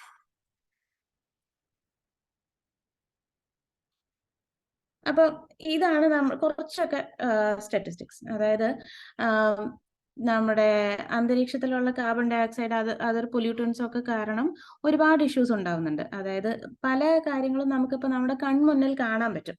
ഇപ്പോൾ നമ്മൾ 90s-ലോ 80s-ലോ ഒക്കെ ക്ലൈമറ്റ് ചേഞ്ചിനെ കുറിച്ച് സംസാരിക്കുമ്പോൾ അത് ദൂരെ വളരെ വിദൂരതയിൽ സംഭവിക്കാൻ പോകുന്ന എന്തോ കാര്യമാണെന്നാണ് നമ്മളൊക്കെ അന്ന് വിചാരിച്ചിരുന്നത്. പക്ഷെ ഇപ്പോ ഈ പറഞ്ഞ പോലെ ചൂട് കൂടുന്നുണ്ട്. സമ്മറിലൊക്കെ ഭയങ്കര ചൂട് കൂടുന്നുണ്ട് പല സ്ഥലങ്ങളിലും. അതുപോലെ എക്സ്ട്രീം ടെമ്പറേച്ചേഴ്സ് വരുന്നുണ്ട് പല സിറ്റീസിലും. അതുപോലെ ഇപ്പൊ വിഷ്ണു പറഞ്ഞ പോലെ urban ഹീറ്റ് ഐലൻഡ് വരുന്നു, അങ്ങനെയുള്ള ഇഫക്ട്സ് ഉണ്ടാവുന്നുണ്ട്. urban ഫ്ലഡിങ് ഇപ്പൊ കഴിഞ്ഞ കുറച്ച് വർഷങ്ങളിലാണെങ്കിൽ തന്നെ പല ഇന്ത്യൻ സിറ്റീസിലും പെട്ടെന്ന് ഒരു മഴ പെയ്യും, അല്ലെങ്കിൽ ഒരു 2-3 ദിവസം ഒരുപാട് മഴ പെയ്യും, ഉടനെ ആ സിറ്റി വെള്ളത്തിലാവും. ഇപ്പൊ ഡൽഹിയിൽ സംഭവിച്ചു, ഹൈദരാബാദിൽ സംഭവിച്ചു, ബോംബെയിലെ എല്ലാ വർഷവും സംഭവിക്കാറുണ്ട്. അപ്പൊ എന്തുകൊണ്ടാണ് ഇങ്ങനെ മഴയുടെ അളവ് ചില സ്ഥലത്ത് കൂടി വരുന്നു, വരൾച്ച കൂടി വരുന്നു? അപ്പൊ അതൊക്കെ ഈ നമ്മുടെ അന്തരീക്ഷത്തിലുള്ള കാർബൺ ഡൈ ഓക്സൈഡ് കൂടുന്നതിന്റെ ഒരു ഇഫക്റ്റ് ആണ്. അപ്പോൾ നമ്മുടെ എല്ലാ കാർബൺ ഡയോക്സൈഡ് എമിഷൻസ് എടുത്ത് നോക്കിയാലും ഏകദേശം 1/4 ട്രാൻസ്പോർട്ട് വഴിയാണ് വരുന്നത്. അതായത് നമ്മൾ ഫോസിൽ ഫ്യൂൾസ് കമ്പസ്റ്റ് ചെയ്ത് അല്ലെങ്കിൽ പെട്രോൾ ഡീസലൊക്കെ ഉപയോഗിച്ച് ഓടിക്കുന്ന കാറ്, ട്രക്ക്, ട്രെയിൻ എല്ലാം, അതെല്ലാം ആണ് ഏകദേശം 1/4 എമിഷൻസ് ഉണ്ടാക്കുന്നത്. അതിൽ തന്നെ ഏകദേശം 90% എമിഷൻസും വരുന്നത് റോഡ് ട്രാൻസ്പോർട്ട് എന്നാണ്. അതായത് നമ്മൾ ഫ്ലൈറ്റ്സും അല്ലെങ്കിൽ വാട്ടർ വേസിലുള്ള എമിഷൻസ് ഒക്കെ ഒഴിവാക്കിയാൽ ഏറ്റവും അധികം എമിറ്റ് ചെയ്യുന്നത് റോഡ് ട്രാൻസ്പോർട്ട് തന്നെയാണ്. അപ്പം ഇത് എന്തുകൊണ്ട് കുറയ്ക്കണം എന്നുള്ള കാര്യം നമ്മൾ ഓൾറെഡി കവർ ചെയ്ത് കഴിഞ്ഞു. ഈ ഇങ്ങനത്തെ urban ഹീറ്റ് ഐലൻഡ് ഇഫക്റ്റും ക്ലൈമറ്റ് ചേഞ്ചും urban ഫ്ലഡിങ്ങും പിന്നെ വരൾച്ച, വെള്ളപ്പൊക്കം, അതെല്ലാം ഇതുമായിട്ട് ഇന്റർകണക്റ്റഡ് ആണ്. അപ്പം അതുകൊണ്ടാണ് ഇപ്പൊ പല ഗവൺമെന്റ്സ് ആണെങ്കിലും അല്ലെങ്കിൽ ഓർഗനൈസേഷൻസ് ആണെങ്കിലും എല്ലാവരുടെയും ഒരു പ്രഖ്യാപിത നയമാണ് കാർബൺ എമിഷൻസ് കുറയ്ക്കുക എന്നുള്ളത്, കാർബൺ ഡയോക്സൈഡ് എമിഷൻസ് കുറയ്ക്കുക, പൊല്യൂഷൻ കുറയ്ക്കുക എന്നുള്ളത്. അപ്പോൾ അതിൽ തന്നെ നമുക്ക് എങ്ങനെ നമ്മുടെ ട്രാൻസ്പോർട്ട് നെറ്റ്വർക്കിനെ ഡീകാർബണൈസ് ചെയ്യാൻ പറ്റും. അതായത് എമിഷൻസ് കുറച്ച് വരാം, അത് കഴിഞ്ഞിട്ട് പിന്നെ കാർബൺ ന്യൂട്രാലിറ്റി അല്ലെങ്കിൽ കാർബൺ അന്തരീക്ഷത്തിലെ കാർബൺ യൂസ് ചെയ്ത് എന്തെങ്കിലും ചെയ്യുക, അതൊക്കെ നെക്സ്റ്റ് സ്റ്റെപ്സ് ആണ്. പക്ഷെ ഫസ്റ്റ് സ്റ്റെപ്പാണ് നമ്മൾ എമിറ്റ് ചെയ്യുന്ന പൊല്യൂഷൻ കുറയ്ക്കുക എന്നുള്ളത്. അപ്പോൾ അത് തന്നെ വാക്കിങ്ങും സൈക്ലിങ്ങുമാണ് ഏറ്റവും സസ്റ്റൈനബിൾ ആയിട്ടുള്ള, ഏറ്റവും ഇക്കോ ഫ്രണ്ട്ലി ആയിട്ടുള്ള 2 വഴികൾ. പിന്നെ നമുക്ക് ചെയ്യാൻ പറ്റുന്നത് എന്താണെന്ന് വെച്ചാൽ പബ്ലിക് ട്രാൻസ്പോർട്ടും പിന്നെ ഇലക്ട്രിക് വെഹിക്കിൾസിലേക്കുള്ള സ്വിച്ചിങ്ങും. അപ്പോൾ അതിലും ഈ പറഞ്ഞ പോലെ ക്ലോസസ് ഉണ്ട്, ഓരോരോ ഭാഗങ്ങളുണ്ട്. അതായത് പബ്ലിക് ട്രാൻസ്പോർട്ട് എന്ന് പറഞ്ഞിട്ടുണ്ടെങ്കിൽ അതും fully fossil fuel powered vehicles ആണ് നമ്മൾ യൂസ് ചെയ്യുന്നതെങ്കിൽ എമിഷൻസ് കുറയും, പക്ഷെ അത് ഒരുപാട് കുറയില്ല, കുറച്ചേ കുറയുള്ളൂ. അപ്പോൾ അതും അതിനുള്ള കുറച്ച് വഴികൾ എന്താണെന്ന് വെച്ചാൽ ഇലക്ട്രിക് ആയിട്ടുള്ള പബ്ലിക് ട്രാൻസ്പോർട്ട്സ് യൂസ് ചെയ്യുക, അല്ലെങ്കിൽ ഇലക്ട്രിക് വെഹിക്കിൾസ് ആണെങ്കിൽ തന്നെയും അത് റിന്യൂവബിൾ എനർജി യൂസ് ചെയ്ത് ചാർജ് ചെയ്യുന്ന ഇലക്ട്രിക് വെഹിക്കിൾസ്. ഇപ്പം വിഷ്ണു നേരത്തെ പറഞ്ഞ പോലെ നമ്മുടെ ഇന്ത്യയിലെ ഏറ്റവും കോമൺ ആയിട്ടുള്ള ഇലക്ട്രിസിറ്റി, ഏറ്റവും അധികം ഇലക്ട്രിസിറ്റി ഉൽപ്പാദിപ്പിക്കുന്നത് കോള് ബേൺ ചെയ്തിട്ടാണ്. അപ്പൊ അതുകൊണ്ട് എന്താ പറ്റുന്നതെന്ന് വെച്ചാൽ പൊല്യൂഷൻ അപ്പോഴും ഉണ്ട്, പക്ഷെ അത് വേറൊരു സ്ഥലത്താണ്, അത് വേറെ ആരുമാണ് അതിന്റെ എഫക്ട്സ് അനുഭവിക്കുന്നത്. ഇപ്പൊ പല നാഗ്പൂരിലും ഒറീസയിലും ഒക്കെ ഉള്ള തെർമൽ പവർ പ്ലാന്റ്സിന്റെ ഇഫക്ട്സ് അനുഭവിക്കുന്നത് അവിടെ ചുറ്റുമുള്ള വില്ലേജസ് ആണ്. അപ്പം അതിന്റെ പൊല്യൂട്ടൻസ് കാരണം, അതിന്റെ ഫ്ലൈ ആഷ്, അതിന്റെ പുറന്തള്ളുന്ന പൊടി കാരണം വില്ലേജസ് മൊത്തം പൊടി മൂടിക്കിടക്കുന്ന അവസ്ഥയുണ്ട് പല സ്ഥലങ്ങളിലും. പക്ഷെ നമ്മളുടെ വിസിനിറ്റിയിലുള്ള പൊല്യൂഷൻ കുറയ്ക്കാം എന്ന് മാത്രമേ ഉള്ളൂ ഒരു അഡ്വാൻറ്റേജ് ഈ ഇലക്ട്രിക് വെഹിക്കിൾസിലേക്ക് നമ്മൾ മാറിക്കഴിഞ്ഞാൽ. അപ്പോൾ നമുക്കിപ്പം വാക്കിങ്ങും സൈക്ലിങ്ങും ഒക്കെ ചെയ്യാൻ പറ്റുമെങ്കിലും അത് നമുക്ക് കുറച്ച് ദൂരത്തേക്ക് മാത്രമേ പോകാൻ പറ്റുള്ളൂ. അപ്പോൾ അതിൽ കൂടുതൽ ഡിസ്റ്റൻസ് നമുക്ക് പോകണമെങ്കിൽ ഒന്നുകിൽ പബ്ലിക് ട്രാൻസ്പോർട്ട് യൂസ് ചെയ്യാം എന്നുള്ളതാണ് നമുക്ക് ഏറ്റവും സസ്റ്റൈനബിൾ ആയിട്ടുള്ള ഒരു ഓപ്ഷൻ. അപ്പോൾ ഞാൻ വിചാരിച്ചു, ഇപ്പൊ നമ്മളിൽ പലർക്കും ഈ കാര്യങ്ങളൊക്കെ അറിയാം അല്ലെ, പബ്ലിക് ട്രാൻസ്പോർട്ട് ആണ് ഏറ്റവും ഇഫക്റ്റീവ് അല്ലെങ്കിൽ ഏറ്റവും സസ്റ്റൈനബിൾ ആയിട്ടുള്ള ഒരു ഓപ്ഷൻ എന്നൊക്കെ നമ്മളിൽ പലർക്കും അറിയാം, ഞാൻ ഇൻക്ലൂഡഡ്. അപ്പൊ ഞാൻ ആലോചിച്ചു, ഞാൻ ഇതുപോലെ കംപ്ലീറ്റ്ലി പബ്ലിക് ട്രാൻസ്പോർട്ട് ആണോ യൂസ് ചെയ്യുന്നത്? അല്ല, നമ്മളിൽ പലർക്കും എപ്പോഴും പബ്ലിക് ട്രാൻസ്പോർട്ട് യൂസ് ചെയ്യാൻ പറ്റാറില്ല. അപ്പൊ അത് എന്തുകൊണ്ടാ? Why do we still use fossil fuel vehicles? ഞാൻ വളർന്നത് ട്രിവാൻഡ്രത്താണ്, ഞാനിപ്പോൾ താമസിക്കുന്നത് ബാംഗ്ലൂരാണ്. അപ്പം ഇപ്പൊ തന്നെ ഫെസ്റ്റിവൽ സീസൺ ആണ്. അപ്പോൾ ഫെസ്റ്റിവൽ സീസൺ ആകുമ്പം നമുക്ക് ആവശ്യത്തിന് ഇതുപോലെ എപ്പോഴും പോയി വരുമ്പോഴൊക്കെ നമുക്ക് പബ്ലിക് ട്രാൻസ്പോർട്ട് എപ്പോഴും യൂസ് ചെയ്യാൻ പറ്റാറുണ്ടോ?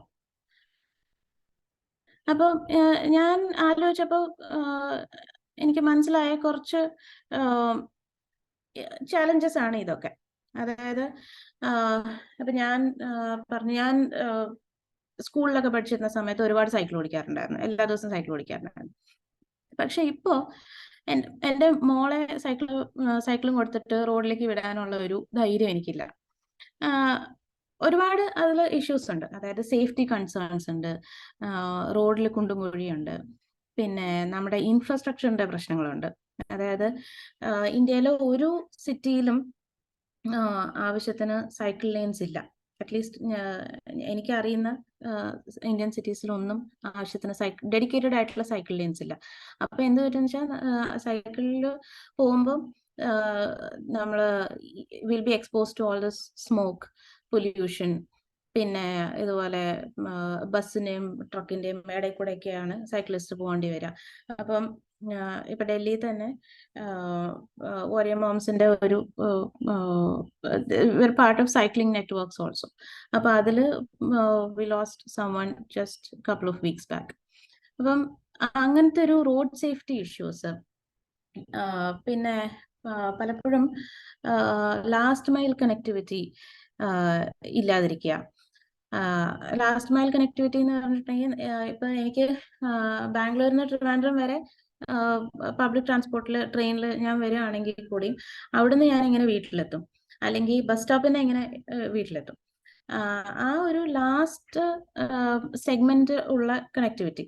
അപ്പൊ അത് പല സ്ഥലത്തും എന്താ ഷെയർഡ് ഓട്ടോ ഉണ്ട്, അല്ലെങ്കിൽ ഇപ്പൊ ഞാൻ ഇന്ത്യയിലും പുറത്തും പഠിക്കാൻ വേണ്ടി, ജോലിക്ക് വേണ്ടിയിട്ടൊക്കെ പല സ്ഥലങ്ങളിലും ട്രാവൽ ചെയ്തിട്ടുണ്ട്. അപ്പോൾ ഒരു ഡിഫറൻസ് ഞാൻ ആലോചിച്ചപ്പോൾ എനിക്ക് മനസ്സിലായത് എന്താണെന്ന് വെച്ചാൽ, ഇന്ത്യയിൽ ഞാൻ ഏതൊക്കെ സിറ്റീസിൽ താമസിച്ചിട്ടുണ്ടോ അവിടെയൊക്കെ ഞാൻ ഒന്നുകിൽ സ്വന്തം വണ്ടി അല്ലെങ്കിൽ ക്യാബ്, ഇത് രണ്ടുമാണ് ഏറ്റവും കൂടുതൽ യൂസ് ചെയ്തിട്ടുള്ളത്. പക്ഷേ നമ്മൾ പുറത്തൊരു സിറ്റിയിലേക്ക് ട്രാവൽ ചെയ്യുകയാണെന്നുണ്ടെങ്കിൽ അവിടെ ഈ മെട്രോ അല്ലെങ്കിൽ ബസ് നെറ്റ്വർക്ക് കുറച്ചും കൂടി എഫിഷ്യൻ്റ് ആയത് കാരണം, കുറച്ചും കൂടി വെൽ തോട്ട് ഔട്ട് ആയത് കാരണം, എവിടെ ഇറങ്ങിയാലും, ഇപ്പൊ മെട്രോ സ്റ്റോപ്പിൽ ഇറങ്ങിയാലും ഒരു 5 മിനിറ്റിനകത്ത് നമുക്ക് നടന്ന് വീട്ടിലെത്താൻ പറ്റും. അങ്ങനെയുള്ള വെൽ ഡിസൈൻഡ് ആയിട്ടുള്ള പല സിറ്റീസും ഉണ്ട്. അതുപോലെ തന്നെ ഇതുപോലെ ഡെഡിക്കേറ്റഡ് ആയിട്ടുള്ള സൈക്കിൾ ലെയിൻസ്, അല്ലെങ്കിൽ ഡെഡിക്കേറ്റഡ് ആയിട്ടുള്ള പബ്ലിക് ട്രാൻസ്പോർട്ട് ലൈൻസ്. അപ്പൊ ഇതൊക്കെ നമുക്ക് പബ്ലിക് ട്രാൻസ്പോർട്ട് യൂസ് ചെയ്യാൻ ആൾക്കാരെ കുറച്ചുകൂടി പ്രേരിപ്പിക്കും, ആ ഒരു നഡ്ജ് കൊടുക്കും. ഇപ്പൊ ഞാൻ പഠിക്കാൻ വേണ്ടി പുറത്തു പോയ സമയത്തും അവിടെ വളരെ തിരക്കുള്ള ഹൈവേസിൽ പോലും ഫാമിലീസ്, അച്ഛനും അമ്മയും കുട്ടികളും എല്ലാവരും കൂടി സൈക്കിളിൽ സേഫ് ആയിട്ട് പോകുന്നത് ഞാൻ കണ്ടിട്ടുണ്ട്. അപ്പൊ ഞാൻ അങ്ങനെ ഒരു ആ തരത്തിലുള്ള ഒരു ഇൻഫ്രാസ്ട്രക്ചർ ഡെവലപ്മെന്റ്, അല്ലെങ്കിൽ ആ ഒരു ഇൻഫ്രാസ്ട്രക്ചർ സപ്പോർട്ട് ഇന്ത്യയിൽ വരാൻ എത്ര നാളെടുക്കുമെന്ന് എനിക്കറിയില്ല. അതുപോലെ തന്നെ പല ബസ്സുകളിലും അബ്രോഡ് ആയിരുന്ന സമയത്ത് ബസ്സുകളിലോ അല്ലെങ്കിൽ മെട്രോയിലൊക്കെ സൈക്കിള് ഹുക്ക് ചെയ്ത് വെച്ചിട്ട് പോകാനുള്ള സൗകര്യങ്ങളുണ്ടായിരുന്നു, അല്ലെങ്കിൽ ഇതുപോലെ മെട്രോ സ്റ്റേഷനിൽ സൈക്കിൾ പാർക്ക് ചെയ്തിട്ട് പോകാനുള്ള സൗകര്യം, അങ്ങനെയൊക്കെ ഉണ്ടായിരുന്നു. അപ്പോൾ ആ ഒരു ലാസ്റ്റ് മൈൽ കണക്ടിവിറ്റി എങ്ങനെ സസ്റ്റൈനബിൾ ആയിട്ട് ചെയ്യാം എന്നുള്ള കാര്യം കൂടി നമ്മുടെ അഡ്മിനിസ്ട്രേഷൻസ് ചെയ്യേണ്ട കാര്യമാണ്. അപ്പൊ ഇതും ഒരു ചിക്കൻ ആൻഡ് എഗ്സ് സിറ്റുവേഷൻ ആണ്. അതായത് കൂടുതൽ ആൾക്കാർ പബ്ലിക് ട്രാൻസ്പോർട്ട് യൂസ് ചെയ്താലേ പബ്ലിക് ട്രാൻസ്പോർട്ട് ഇംപ്രൂവ് ചെയ്യുള്ളൂ. പക്ഷെ അതുപോലെ തന്നെ ഇൻഫ്രാസ്ട്രക്ചർ ഡെവലപ്പ് ചെയ്താൽ മാത്രമേ കൂടുതൽ ആൾക്കാർക്ക് പബ്ലിക് ട്രാൻസ്പോർട്ട് യൂസ് ചെയ്യാൻ പറ്റുകയുമുള്ളൂ. അപ്പോൾ അത് കാരണം പല തരത്തിലുള്ള, ഇപ്പൊ ഈ സസ്റ്റൈനബിൾ മൊബിലിറ്റി എന്ന് പറഞ്ഞിട്ടുണ്ടെങ്കിൽ അതൊരു സിമ്പിൾ ആയിട്ടുള്ള ഒരു പ്രോബ്ലം അല്ല. അതിന് പല തലത്തിലുള്ള ആൾക്കാർ, ഓർഗനൈസേഷൻസ് എല്ലാവരും ഒരുമിച്ച് ശ്രമിച്ചാൽ മാത്രമേ നമുക്ക് ഇതിനൊരു സൊല്യൂഷൻ കണ്ടെത്താൻ പറ്റുള്ളൂ. അപ്പൊ എങ്ങനെ ഈ പ്രശ്നങ്ങളെ നമുക്ക് ഓവർകം ചെയ്യാം? നമ്മൾ സസ്റ്റൈനബിലിറ്റി അല്ലെങ്കിൽ സസ്റ്റൈനബിൾ ലിവിങ്ങിനെ കുറിച്ച് കൂടുതൽ പറയുമ്പോൾ ഇതിൽ പല തരത്തിൽ നമുക്ക് ചേഞ്ച് കൊണ്ടുവരാൻ പറ്റും. അതിൽ ആദ്യത്തെയാണ് ഇൻഡിവിജ്വൽ ആക്ഷൻ. നമ്മളുടെ തന്നെ ബിഹേവിയർ നമുക്ക് എങ്ങനെ മാറ്റാൻ പറ്റും. അപ്പം അതും ഈ പറഞ്ഞ പോലെ അപ്പൊ ഇൻഡിവിജ്വൽ ആക്ഷൻ എന്ന് പറഞ്ഞാൽ നമ്മളുടെ പേഴ്സണൽ ലൈഫിൽ നമ്മൾ എന്ത് ചെയ്യുന്നു. ഇപ്പം ഞാൻ ഡിസൈഡ് ചെയ്യാം, ഞാൻ കാർ എടുക്കുന്നില്ല, ഞാൻ സൈക്കിൾ ഓടിക്കുന്നുള്ളൂ, അല്ലെങ്കിൽ ഞാൻ ബസ്സിലേ പോകുന്നുള്ളൂ. അങ്ങനെ നമ്മൾ തന്നെത്താനെ നമ്മുടെ പേഴ്സണൽ ലൈഫിൽ വരുത്തുന്ന ചേഞ്ചസ്, നമ്മുടെ ബിഹേവിയറൽ ചേഞ്ചസ് അങ്ങനെ ചെയ്യാൻ പറ്റും.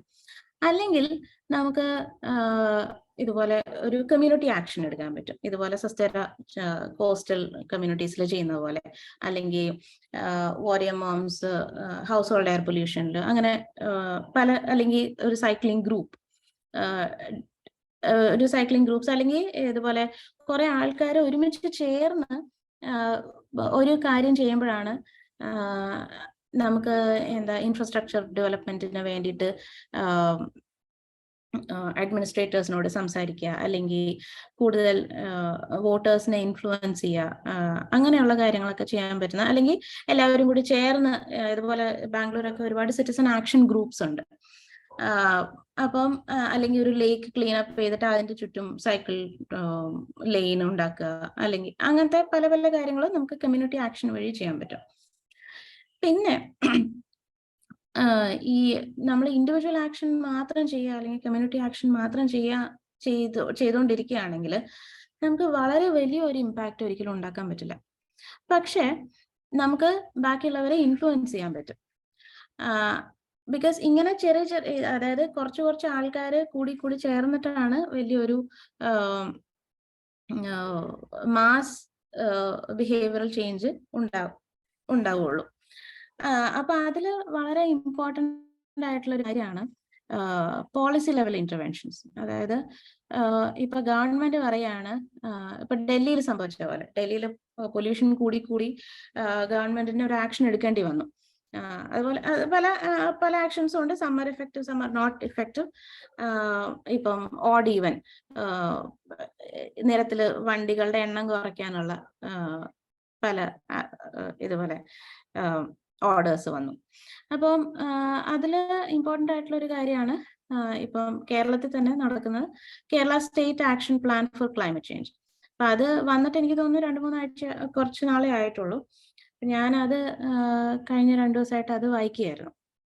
അപ്പൊ അതില് എഴുതിയിരിക്കുന്നത് എന്താണെന്ന് വെച്ചാൽ, അതിൽ ഞാൻ നോക്കി ട്രാൻസ്പോർട്ടിൽ എന്താണ് എഴുതിയിരിക്കുന്നത്. അപ്പൊ എങ്ങനെയാണ് ഈ കാൽഭാഗത്തോളം വരുന്ന കാർബൺ ഡയോക്സൈഡ് എമിഷൻസ് നമുക്ക് ട്രാൻസ്പോർട്ട് സെക്ടറിൽ നിന്ന് കുറയ്ക്കാൻ പറ്റുന്നത്. അപ്പൊ അതില് കുറെ കാര്യങ്ങളുണ്ട്. ഒന്ന് waterways, solar panel fit ചെയ്തിട്ടുള്ള വാട്ടർ ട്രാൻസ്പോർട്ട് കൂട്ടുക. അതുപോലെ പബ്ലിക് ട്രാൻസ്പോർട്ട് കൂടുതൽ സ്ട്രെങ്തൻ ചെയ്യുക. പക്ഷെ അതിൽ ഞാൻ വായിച്ചതിൽ എനിക്ക് ഒരു ഇഷ്യൂ തോന്നിയത് എന്താന്ന് വെച്ചാൽ, ഇലക്ട്രിക് വെഹിക്കിൾസിലേക്കുള്ള ട്രാൻസിഷനെയാണ് ഏറ്റവും അധികം അതിൽ ഫോക്കസ് കൊടുത്ത് കണ്ടത്. അപ്പം 2022 1 മില്യൺ ഇലക്ട്രിക് വെഹിക്കിൾസ് ആണ് ടാർഗറ്റ് ചെയ്തിരുന്നത്. പക്ഷെ ഈ വർഷം കണക്കുകൾ പ്രകാരം വെറും 12,000 വണ്ടികൾ മാത്രമേ ഇലക്ട്രിക് ആക്കിയിട്ടുള്ളൂ. അപ്പം അത് അങ്ങനത്തെ ഒരു ചേഞ്ച്, ഒന്ന് it can be very expensive also. സാധാരണ വണ്ടിനേക്കാളും വളരെ വിലയും കൂടുതലാണ് ഇലക്ട്രിക് വെഹിക്കിൾസിന്. പിന്നെ അൺടിൽ ഇലക്ട്രിസിറ്റി പ്രൊഡ്യൂസ് ചെയ്യുന്നത് റിന്യൂവബിൾ എനർജി സോഴ്സസ് എന്നല്ല എന്നുണ്ടെങ്കിൽ it may not be very effective also. അപ്പം അങ്ങനെ കൂടുതലും ത്രസ്റ്റ് കൊടുത്തിരിക്കുന്ന ഇലക്ട്രിക് വെഹിക്കിൾസ് ട്രാൻസിഷനിലേക്കാണ്. പക്ഷെ അതിനേക്കാളും കൂടുതൽ നമ്മൾ ഇമ്പോർട്ടൻസ് കൊടുക്കേണ്ടത് ഇൻഫ്രാസ്ട്രക്ചർ ഡെവലപ്മെന്റിന് വേണ്ടിയും കൂടിയാണ്. അതായത് ഇപ്പൊ നമുക്ക് ഞാൻ നേരത്തെ പറഞ്ഞ സേഫ്റ്റി കൺസേൺസ് ഒരുപാടുണ്ട് അല്ലെ. ഇപ്പം എപ്പോഴാണ് ഒരു പാരന്റിന് അവരുടെ കുട്ടിയെ ഒരു സൈക്കിളും കൊടുത്ത് റോഡിലേക്ക് അയക്കാൻ ധൈര്യം വരുന്നത് അല്ലെ. അപ്പോൾ ആ ഒരു സിറ്റുവേഷനിൽ മാത്രമേ കൂടുതൽ ആൾക്കാർക്കും ഇതുപോലെ സൈക്ലിങ്ങോ അല്ലെങ്കിൽ അതായത് ഒരു ഡിസ്റ്റൻസ് വരെ നമ്മൾ സ്വന്തമായിട്ട് പോയിട്ട് ബാക്കി പബ്ലിക് ട്രാൻസ്പോർട്ട് യൂസ് ചെയ്യാനുള്ള ഒരു നഡ്ജ് അപ്പം മാത്രമേ കിട്ടുള്ളൂ. അപ്പോൾ ആ ഒരു ഇപ്പം നേരത്തെ പറഞ്ഞ പോലെ കമ്മ്യൂണിറ്റി ലെവലിൽ it starts with individual action. പക്ഷെ അത് കഴിഞ്ഞിട്ട് we have to band together. ഇപ്പൊ ഇതുപോലെയുള്ള കൂട്ടായ്മകൾ ഒരുമിച്ച് വന്നാൽ മാത്രമേ നമുക്ക് അഡ്മിനിസ്ട്രേറ്റേഴ്സിനെ അപ്രോച്ച് ചെയ്യാൻ തന്നെ പറ്റുള്ളൂ. ഇപ്പം ട്രിവാൻഡ്രത്ത് തന്നെ VK പ്രശാന്ത് MLA ഒരുപാട് ഇന്റർവെൻഷൻസ് അവിടെ നടത്തിയിട്ടുണ്ട്. അപ്പം കവടിയാറൊക്കെ സൈക്കിൾ ലെയിൻസ് ഞാൻ കണ്ടിട്ടുമുണ്ട്. പക്ഷെ പ്രോബ്ലം എന്താണെന്ന് വെച്ചാൽ ആ ഒരു സ്ട്രെച്ചിൽ മാത്രമേ സൈക്കിൾ ലെയിൻ ഉള്ളൂ. അപ്പൊ അത് കഴിഞ്ഞിട്ട് ഇറ്റ്സ് സ്റ്റിൽ റിസ്കി. അപ്പം ഈ ഇങ്ങനെ ഒരു സിറ്റുവേഷനിലാണ് ഇതുപോലത്തെ ക്ലൈമറ്റ് നെറ്റ്വർക്സിന് എന്തെങ്കിലും ചെയ്യാൻ പറ്റുക.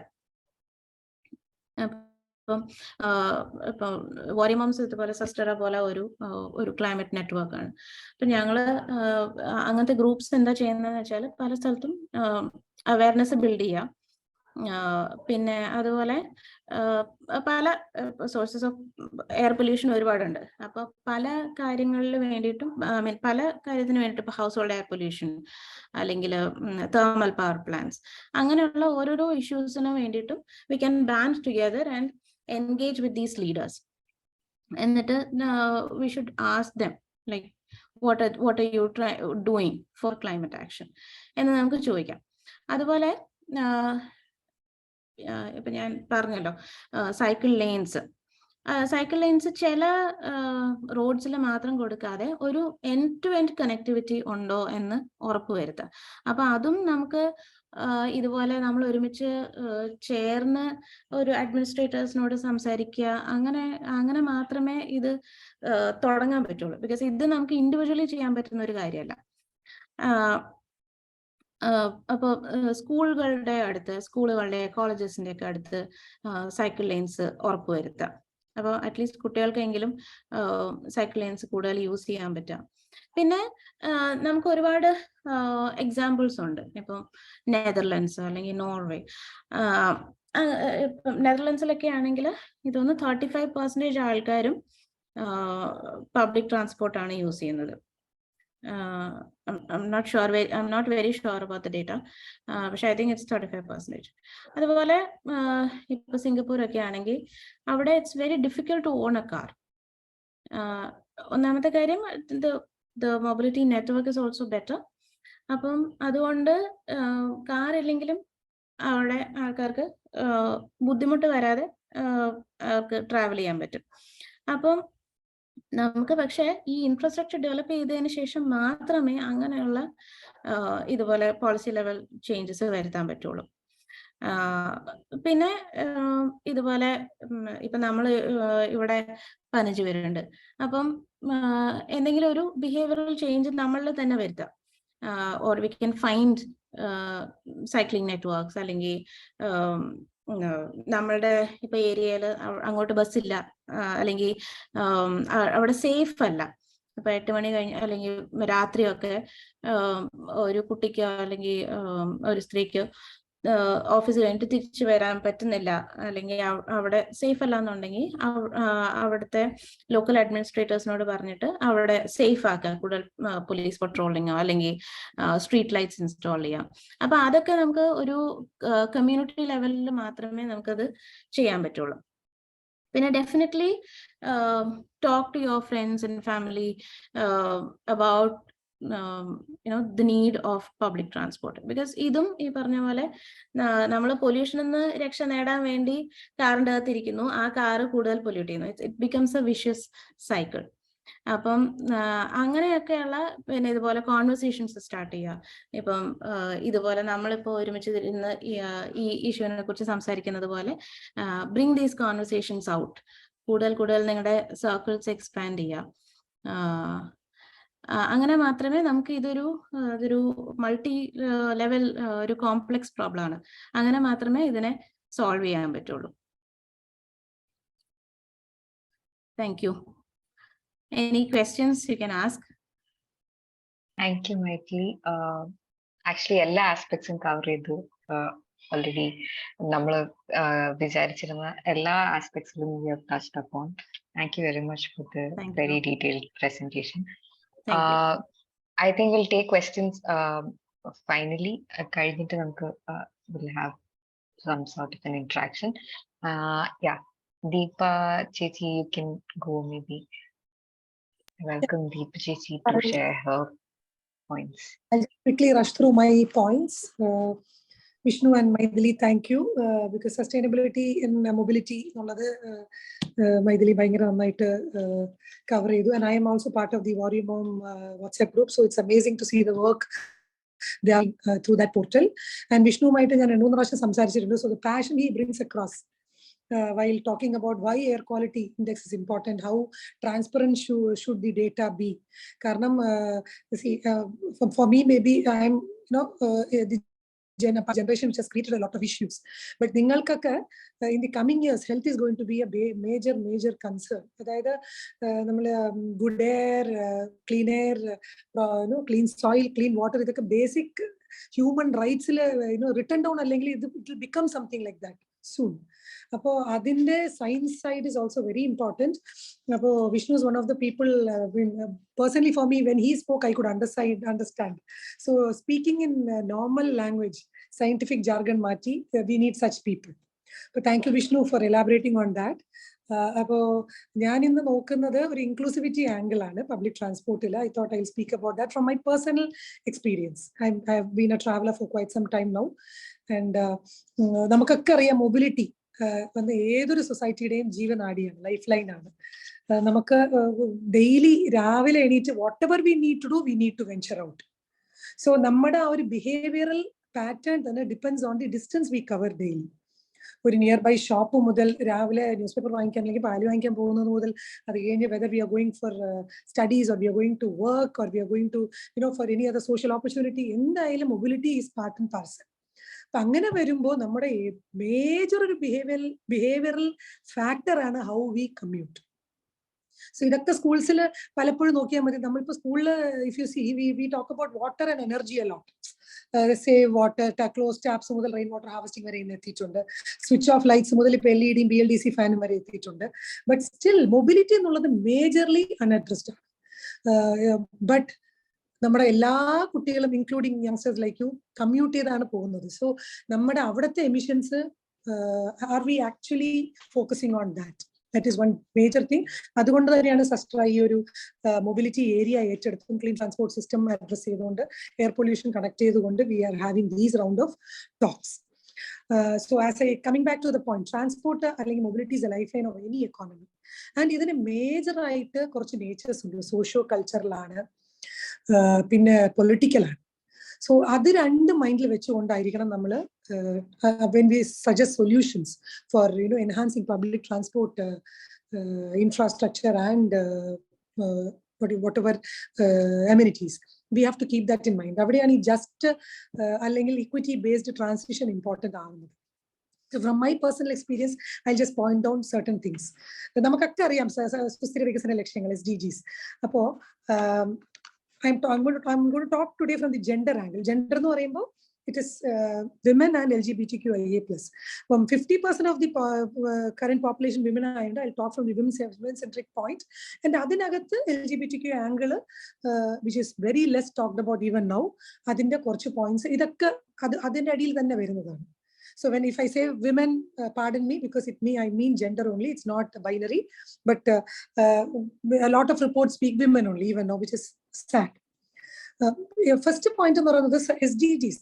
No poverty, zero hunger, good health and well-being, quality education, gender equality, clean water or decent work. We need to commute.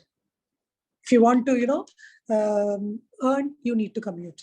Percentage, less than 14% on a ecosystem work, especially women. Agriculture, home-based service work, fish vending,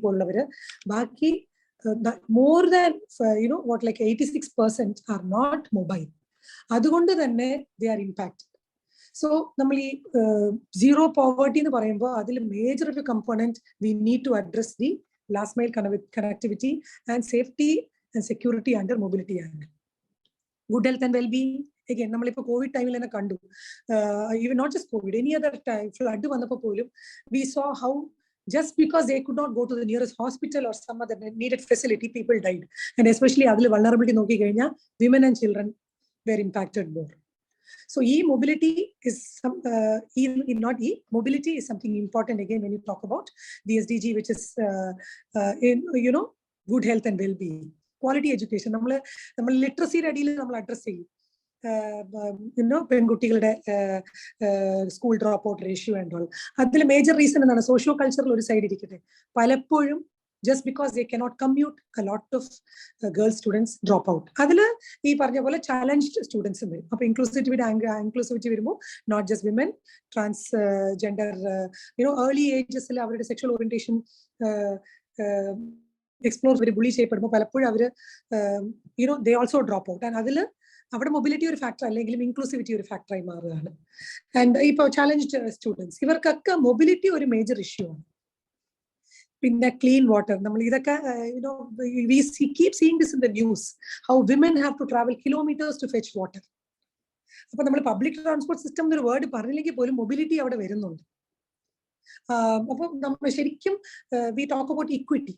for example, അതൊരു ഇക്വിറ്റിയുടെ angle ഞാൻ പറയാം. നമുക്കിപ്പോൾ തീരദേശ പഞ്ചായത്തുകളുണ്ട് നമ്മുടെ 590 kilometre തീരദേശ പ്രദേശത്തിൽ.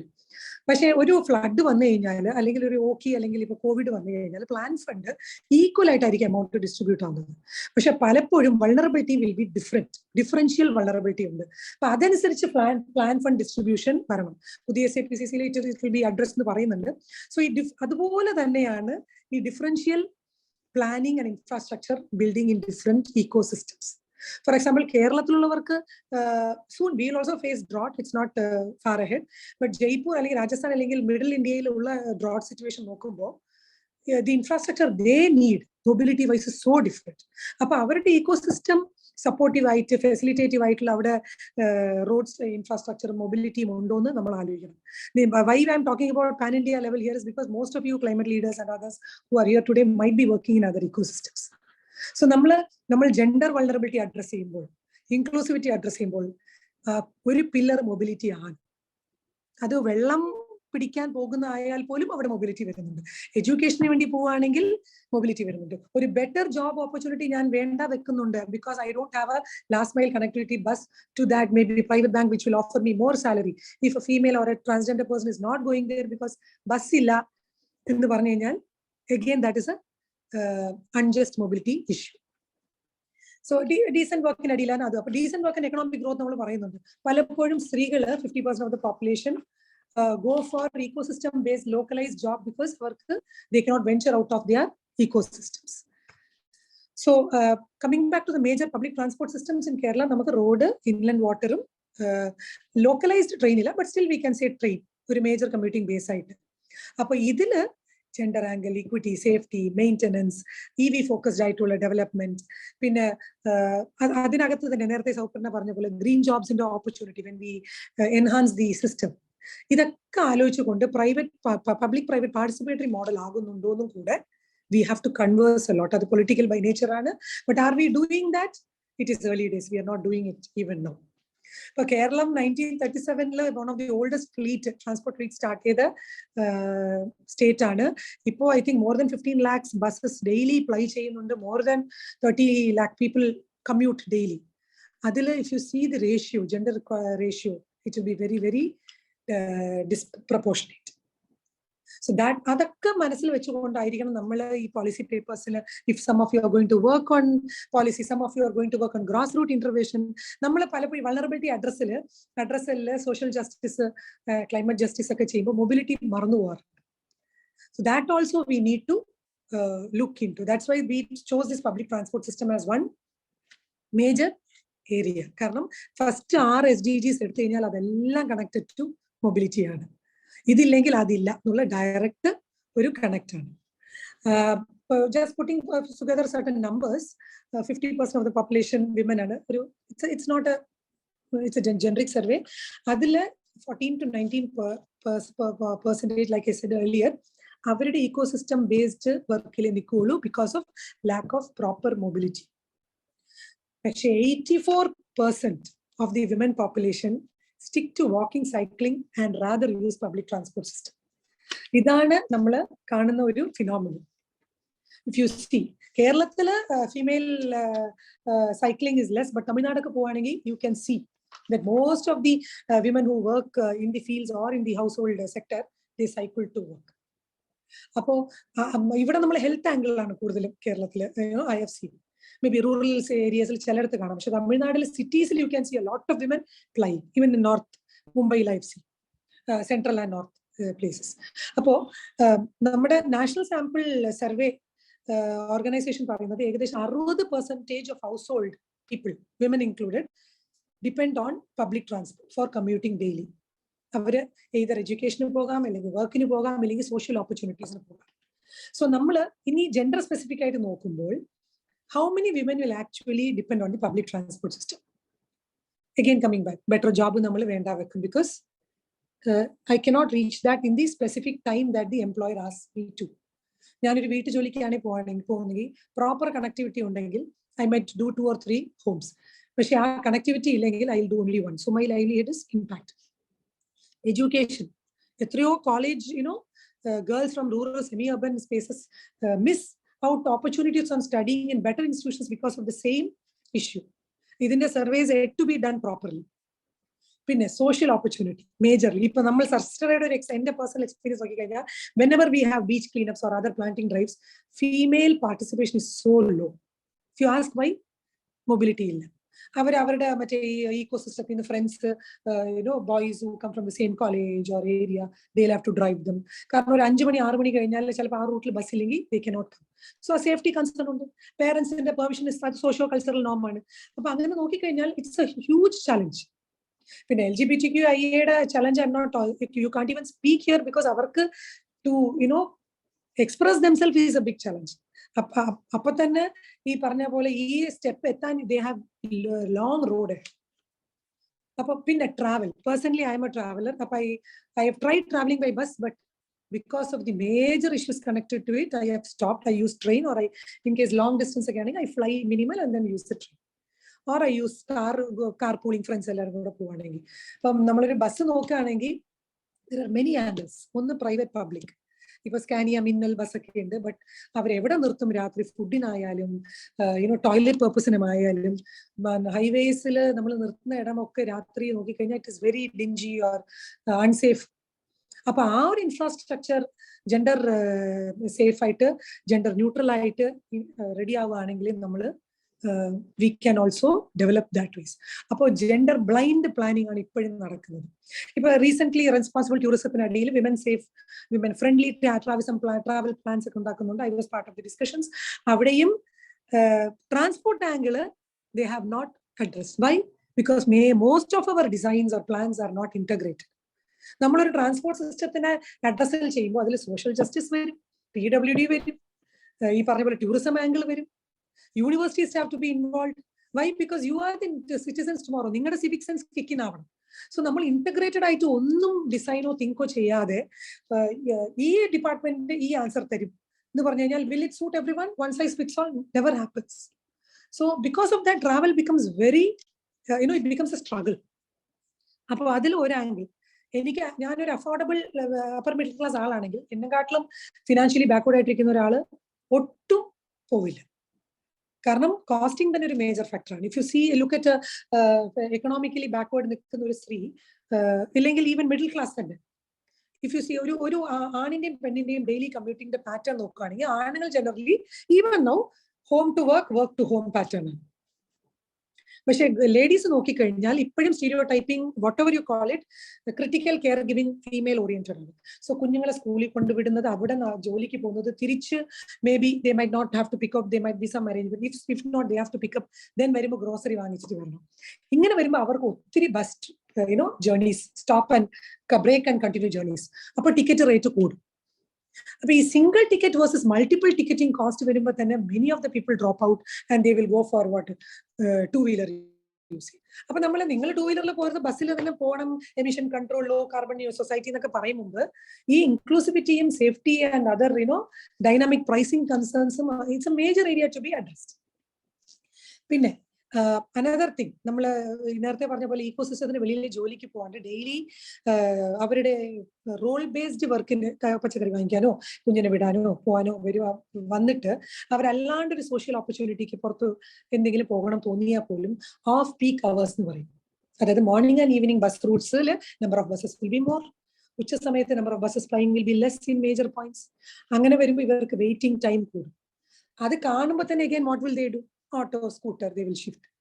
It's a natural, response to that. So അങ്ങനെ വരുമ്പോൾ നമ്മൾ പബ്ലിക് ട്രാൻസ്പോർട്ട് സിസ്റ്റം യൂസ് ചെയ്യണമെന്ന് പറയുമ്പോൾ 50+ ഓഫ് ദി പോപ്പുലേഷൻ ഇത് യൂസ് ചെയ്യാനുള്ള ഫെസിലിറ്റേഷനും നമ്മൾ ആലോചിച്ച് ഉണ്ടാക്കണം. This is a major area. I'm just pointing out certain points. ഇതിലുപരി കുറേ ഉണ്ട്. Maybe at the end of the, just note down if you have any points to add to it. We'll have to add all that to the document we finally bring in. പിന്നെ ഇത് പറഞ്ഞ പോലെ നമ്മൾ vulnerable communities, phishing communities നോക്കുകയാണെങ്കിൽ, illegal tribal communities എന്നുള്ള സ്ത്രീകളെ നോക്കുകയാണെങ്കിൽ, fish വെൻഡിങ്ങിന് സ്ത്രീകൾ പലപ്പോഴും സിറ്റിയിലോട്ട് വരണം എന്നുണ്ടെങ്കിൽ ബസ്സിൽ അവരെ കയറ്റി. ഇത് നമ്മൾ വർഷങ്ങളായി കാണുന്ന ഒരു ഫീച്ചറാണ്. How inclusive are we other consumers or other commuters? That is a big question. അവയർനെസ്സിൽ ഇതൊക്കെ നമ്മൾ അഡ്രസ് ചെയ്യുന്നുണ്ടോ? ഇല്ല. സോ അവരുടെ inclusivity of the vulnerable communities, അവരുടെ പ്രോഡക്റ്റ് ഡിപ്പെൻഡന്റ് ആയിട്ട് നമ്മൾ ജീവിക്കുന്നത്, പക്ഷെ നമ്മൾ അവരുടെ കമ്മ്യൂട്ടിങ് ഇൻക്ലൂസീവ് ആക്കുന്നുണ്ടോ? ഇല്ല. അപ്പൊ അവരെന്ത് ചെയ്യും? ഈ പെറ്റി ഓട്ടോ അല്ലെങ്കിൽ കേസർ പോലത്തെ വണ്ടികൾ they will use. പലപ്പോഴും ഒരാൾ ഒരു വണ്ടിയൊക്കെ എടുത്തിട്ടുള്ള എമിഷൻസ് ഹൈ ആകുന്നുണ്ട്, അവർക്ക് കോസ്റ്റിങ്ങും കൂടുന്നുണ്ട്, അവരുടെ പ്രോഫിറ്റ് കുറയുന്നുണ്ട്. സോ ഇതും ഒരു അഡ്രസ്സലാണ്. അപ്പൊ പ്ലാനിങ് ലെവലിൽ നോക്കുമ്പോൾ ശ്രീധർ പോലുള്ളവരൊക്കെ പലപ്പോഴും പറഞ്ഞിട്ടുണ്ട് separate buses for them flying ഒക്കെ ഡിസ്കഷൻസിൽ വരണം, community based livelihood enhancement based ഒക്കെ. ബട്ട് അതൊക്കെ ലോങ് റോഡാണ്. പിന്നെ ഫൈനലി വിമൻ വെച്ച് നോക്കുമ്പോൾ exposure to information and technology, ഒരു ടിക്കറ്റ് ബുക്ക് ചെയ്യുന്നത് മുതൽ ബസ് ടൈമിങ്സ് അറിയുന്നത് മുതൽ ക്രൗഡഡ് സ്പേസസിൽ പോയി അത് നോക്കണം എന്ന് പറയുമ്പോൾ തന്നെ നമ്മൾ നമ്മുടെ ബേസിക് സേഫ്റ്റി ആംഗിൾ കിക്കിൻ ആവുന്നുണ്ട്. We never venture out. Somebody ticket എടുത്ത് തന്നാൽ V might believe it or not, 70% of the women population still depend on the males to get their ticket booked. നമ്മൾ സിറ്റിയിൽ ഇല്ലെങ്കിൽ ഈ കുറച്ചുകൂടെ അഡ്വാൻസ്ഡ് ആയിട്ട് ഉള്ള പോപ്പുലേഷൻ ഇടയിൽ വർക്ക് ചെയ്യുന്നവർ വിചാരിക്കും നമ്മളൊക്കെ മീഡിയയും സോഷ്യൽ മീഡിയ ടൂൾസും ടെക്നോളജി യൂസ് ചെയ്യുന്നുണ്ട്. പക്ഷേ the larger population is still unable to do it. Digital skills ഒക്കെ പറയുന്നൊരു സെഞ്ചുറി ആണെങ്കിൽ പോലും മൊബിലിറ്റി ബേസ്ഡ് നമ്മൾ എത്ര അഡ്വാൻസ്ഡ് ആണ്, it is a big question. അപ്പോൾ let me just finish shortly by telling world bank study റിപ്പോർട്ട്സിൽ പറയുന്നത് women mobility, it can be gender mobility also, curtailed majorly because of socio-cultural norms and safety issues, sexual harassment issues. I have most of the women here, and of course men at sometimes ഒരു ബസ്സിൽ നമ്മൾ travel ചെയ്യുമ്പോൾ കയ്യിലോ കാലിലോ ഒരു നോണ്ടലോ ഒരു കയറി പിടിക്കലോ കിട്ടാത്ത ആരെങ്കിലും ഉണ്ടോ എന്ന് വെച്ചാൽ ഇല്ല. I have been a student, I have been using concession tickets since I started my pre-degree years till my CA days. Almost 7-8 years I use the public buses, but in the memory it has never been a positive memory. Appo adum namakku it's like a shadow. Appo ippozhum palarum school buses il polum school vans il polum safety issues undu. Maithili was talking about how many parents will send their children by cycle, but school vans il we hear appo regular private bus system il allengi private mobility like school വാൻസിലൊക്കെ എത്ര regulatory control mechanism ഉണ്ട്, അത് govern ചെയ്യുന്ന MBD അല്ലെങ്കിൽ policing സിസ്റ്റത്തിൽ എത്രത്തോളം corruption free ഇംപ്ലിമെന്ററി impact ഉണ്ട്, ഇതൊക്കെ is connected to safe mobility. ഇതൊന്നും ആലോചിക്കാണ്ട് നമ്മൾ പബ്ലിക് ട്രാൻസ്പോർട്ട് സിസ്റ്റം പുഷ് ചെയ്യണം എന്ന് പറഞ്ഞാൽ will it happen? No. So ഇനിയൊരു ഇൻട്രസ്റ്റിംഗ് സ്റ്റഡി 2019 നടന്ന ഒരു NGO നടത്തിയ റാൻഡം സ്റ്റഡിയിൽ 10,000+ വിമൻ ആൻഡ് ചിൽഡ്രൻ, ഗേൾ ചിൽഡ്രനോട് സ്റ്റുഡൻസിനോട് ചോദിച്ചപ്പോൾ less than 10% said they were safe in buses and other public transport systems. അപ്പോൾ നമ്മൾ sufficient infrastructure like road, inland വാട്ടറും ട്രെയിനും ഞാൻ പറഞ്ഞില്ല, കാരണം കേരളത്തിൽ എളുപ്പം പറയുകയാണെങ്കിൽ ട്രെയിൻ സബർബൻ അല്ലെങ്കിൽ local railway transport system is a challenge because we have a land challenge. നമുക്ക് വളരെ നാരോ ലേ ഔട്ട് ആണ്. അതുപോലെ ഇൻലാൻഡ് വാട്ടർ നോക്കിക്കഴിഞ്ഞാൽ അതിന്റെ ഈ പറഞ്ഞ പോലെ enhancement and facilitation of better channels നടക്കുന്നുണ്ട്. Of course it is being worked up on the current policy level and implementary areas, but connecting different districts is also another area which has to be looked into. Avadeyum women angle, gender angle varum.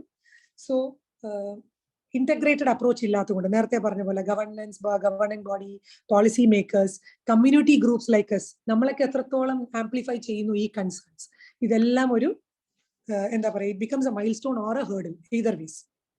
Gender blind planning and governance I already said. And in the other side, how can we work towards an inclusive and facilitative ecosystem as far as public transport system is concerned? Policy level work enhance ചെയ്യുക, നമ്മളെ പോലെയുള്ള community groups കുറച്ചുകൂടെ അതിന് ചുറ്റും narratives and conversations hold ചെയ്ത് we should push it, because as I said, it's not for us, it's for you. Tomorrow your whether you have biological or you adopt whatever your next generation, ഇല്ലെങ്കിൽ നിങ്ങളുടെ whichever ecosystem you work in, അവിടുത്തെ younger generation അവരെയും കൂടെ focus വെച്ചിട്ടാണ് നമ്മൾ ഈ sustainability പറയുന്നത്. So അതിൽ policy level work, governance enhancement, implementary area work, integration of different departments when you plan any system, awareness, safety മാത്രമല്ല സ്റ്റുഡന്റ് ഫോഴ്സിന് ഇപ്പോഴത്തെ പലപ്പോഴും നോക്കിക്കഴിഞ്ഞാൽ സ്റ്റുഡന്റ് ഫോഴ്സിന് concession tickets rural semi urban ഏരിയയിൽ ഇപ്പോഴും ഉണ്ട്. സിറ്റി ഏരിയയിൽ നോക്കിക്കഴിഞ്ഞാൽ ഹൗ മെനി കോളേജസിൽ പോലും ഇതിനെ കുറിച്ച് പറയുന്നുണ്ട്. പബ്ലിക് ട്രാൻസ്പോർട്ട് സിസ്റ്റം യൂസ് ചെയ്യാൻ നിങ്ങൾക്ക് ഇതൊക്കെ ഉണ്ട്. സോ അവിടെയാണ് ഞാൻ പറഞ്ഞ യൂണിവേഴ്സിറ്റിയുമായിട്ട് ടൈപ്പ് ചെയ്ത് അവയർനെസ് ചെയ്യാറുണ്ടോ? ഇല്ല. So these are things which we have to look into. പിന്നെ public private participatory models, formal learning spaces. നമ്മൾ ക്ലൈമറ്റ് ആക്ഷൻ എന്ന് പറയുമ്പോൾ നേരത്തെ പറഞ്ഞ പോലെ വാട്ടർ എനർജിക്ക് ഉപരി പോയി we need to educate the next generation with the potential civic awareness ഉണ്ടാവേണ്ട, potential consumers ആവേണ്ട ജനറേഷനെ നമ്മൾ ഇതും പഠിപ്പിക്കണം. അതിൽ ജെൻഡർ ഇൻക്ലൂസിവിറ്റി, ഇക്വിറ്റി, ജസ്റ്റ് ട്രാൻസിഷനും അവർ അറിഞ്ഞിരിക്കണം. പിന്നെ infrastructure, road and related infrastructure co-building along with the transport facilitation വരണം. ആൻഡ് റിലേറ്റഡ് അമ്യൂണിറ്റീസ്, നേരത്തെ പറഞ്ഞ പോലെ നൈറ്റ് നമ്മളൊരു വിമൻ ആംഗിൾ അല്ലെങ്കിൽ ജെൻഡർ ആംഗിൾ ട്രാവൽ ചെയ്യുമ്പോൾ ജെൻഡർ ന്യൂട്രൽ ടോയ്ലറ്റ്സ് ഇല്ല എന്നുണ്ടെങ്കിൽ, സേഫ് ഈറ്ററീസ് ഇല്ല എന്നുണ്ടെങ്കിൽ we will never travel. Off peak hours ഉച്ച സമയമായിരിക്കും നമ്മൾ കൂടുതലും ട്രാവൽ ചെയ്യുന്നത്, അല്ലെങ്കിൽ out of hour vulnerability job dependent ആയിട്ട് നമ്മൾ കമ്മ്യൂട്ട് ചെയ്യും. That's all. പിന്നെ ഇതെല്ലാം ഒരു പൊളിറ്റിക്കൽ നറേറ്റീവ് ആകണം. എന്നാലേ ഡിഫറെന്റ് പാർട്ടീസിന്റെ പൊളിറ്റിക്കൽ മാനിഫെസ്റ്റോയില് പബ്ലിക് ട്രാൻസ്പോർട്ട് സിസ്റ്റം മൈഥിലിയും വിഷ്ണുവും പറഞ്ഞ പോലെ സയൻസ് സൈഡും സസ്റ്റൈനബിലിറ്റി സൈഡും അഡ്രസ് ചെയ്തുകൊണ്ട് മേജർലി ജെൻഡർ ഇൻക്ലൂസീവും just and climate just transition based ആയിട്ടും അത് കോൺവെർസേഷൻ മാനിഫെസ്റ്റോസിന്റെ ഭാഗമാകുമ്പോഴേ നമുക്ക് it's a long road, but we need to start somewhere. So നിങ്ങളെ പോലെ this audience you need to carry home a lot of thoughts. You need to engage with others in your ecosystems, and hopefully we will get somewhere. Yeah. Thank you. Thank you, Deepiji. You covered a lot of topics. Firstly, thank you all, Maithili, Deepiji, and Vishnu. It was very interesting, and ellarum you've covered a lot. Actually, there's a lot to think about once we go back after this discussion. And ഞാൻ actually വിചാരിച്ചിരുന്നത് after this, once the speakers are done, we'll ask the audience to speak and tell us about their challenges in probably ഒരു public ട്രാൻസ്പോർട്ടിലേക്ക് use ചെയ്യുന്നത്, daily കമ്മ്യൂട്ടിനൊക്കെ use ചെയ്യുന്നതിന് വേണ്ടിയിട്ട് അവർക്ക് ഉണ്ടാകുന്ന ചാലഞ്ചസിനെ പറ്റി ചോദിക്കാമെന്ന് വിചാരിച്ചിരുന്നു. പക്ഷെ I think we are running late and I don't want to hold all of you on a Christmas weekend for this long. So I think if there are any quick questions, we'll take. If someone has... time bound. I'll just add before anybody asks yes. questions. Any thoughts and suggestions or even critique undengile, let them send to you. Soparna either നമ്മുടെ ഗ്രൂപ്പ്സിൽ ഇടാം, ഇല്ലെങ്കിൽ they can mail us so that അതും കൂടെ നമുക്ക് we can include. Yeah, definitely. Once we come up with a report and a document, we can definitely add it there. Appo arkengil endile comments undengi, if you want to ask here, you can quickly ask, or you can write to us always.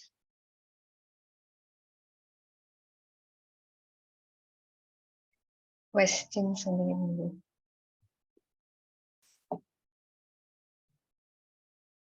Okay, I'm hoping there are no questions immediately. ഞാൻ വിഷ്ണുവിനോട് ഒരു question ചോദിച്ചോട്ടെ? Vishnu. Hi Vishnu,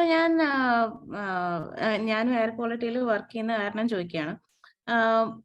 ഇപ്പം recent studies വന്നിട്ടുണ്ട്, low cost sensors വെച്ചിട്ട് നമുക്ക് ഇതുപോലെ കൂടുതൽ better data അല്ലെങ്കിൽ കുറച്ചും കൂടി number of sorry, kids are around.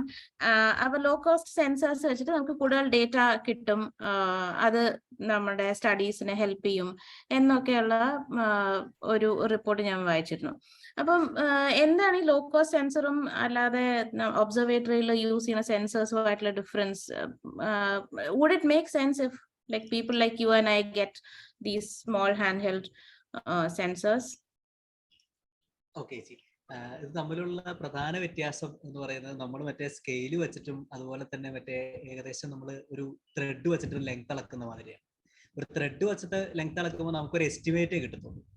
Yes, ഇത് ഇങ്ങനെ ആയിരിക്കാം ഓർ ഇങ്ങനെ ആയിരിക്കാം, സപ്പോസ് ഇത് കൂടുതലാണ് കുറവാണ്. അതാണ് ജസ്റ്റ് ഒരു ലോ കോസ്റ്റ് സെൻസേഴ്സ് എന്ന് പറയുന്നത്. നമുക്ക് അതിനകത്തൊരു അൺസർട്ടനിറ്റി വളരെ കൂടുതലായിരിക്കും. അതായത് അതിൽ നിന്ന് ഡീവിയേറ്റ് ചെയ്യാനുള്ള സാധ്യത വളരെ കൂടുതലാണ്. അപ്പൊ അത് ഒഴിവാക്കിയിട്ട് വളരെ കൃത്യമായിട്ട് മെഷർമെന്റ് എടുക്കുന്ന ഒരു സംഗതിയാണ് നമ്മുടെ ഹൈ എസ്റ്റാബ്ലിഷ്ഡ് ആയിട്ടുള്ള ഒബ്സർവേറ്ററീസ് എന്ന് പറയുന്നത്.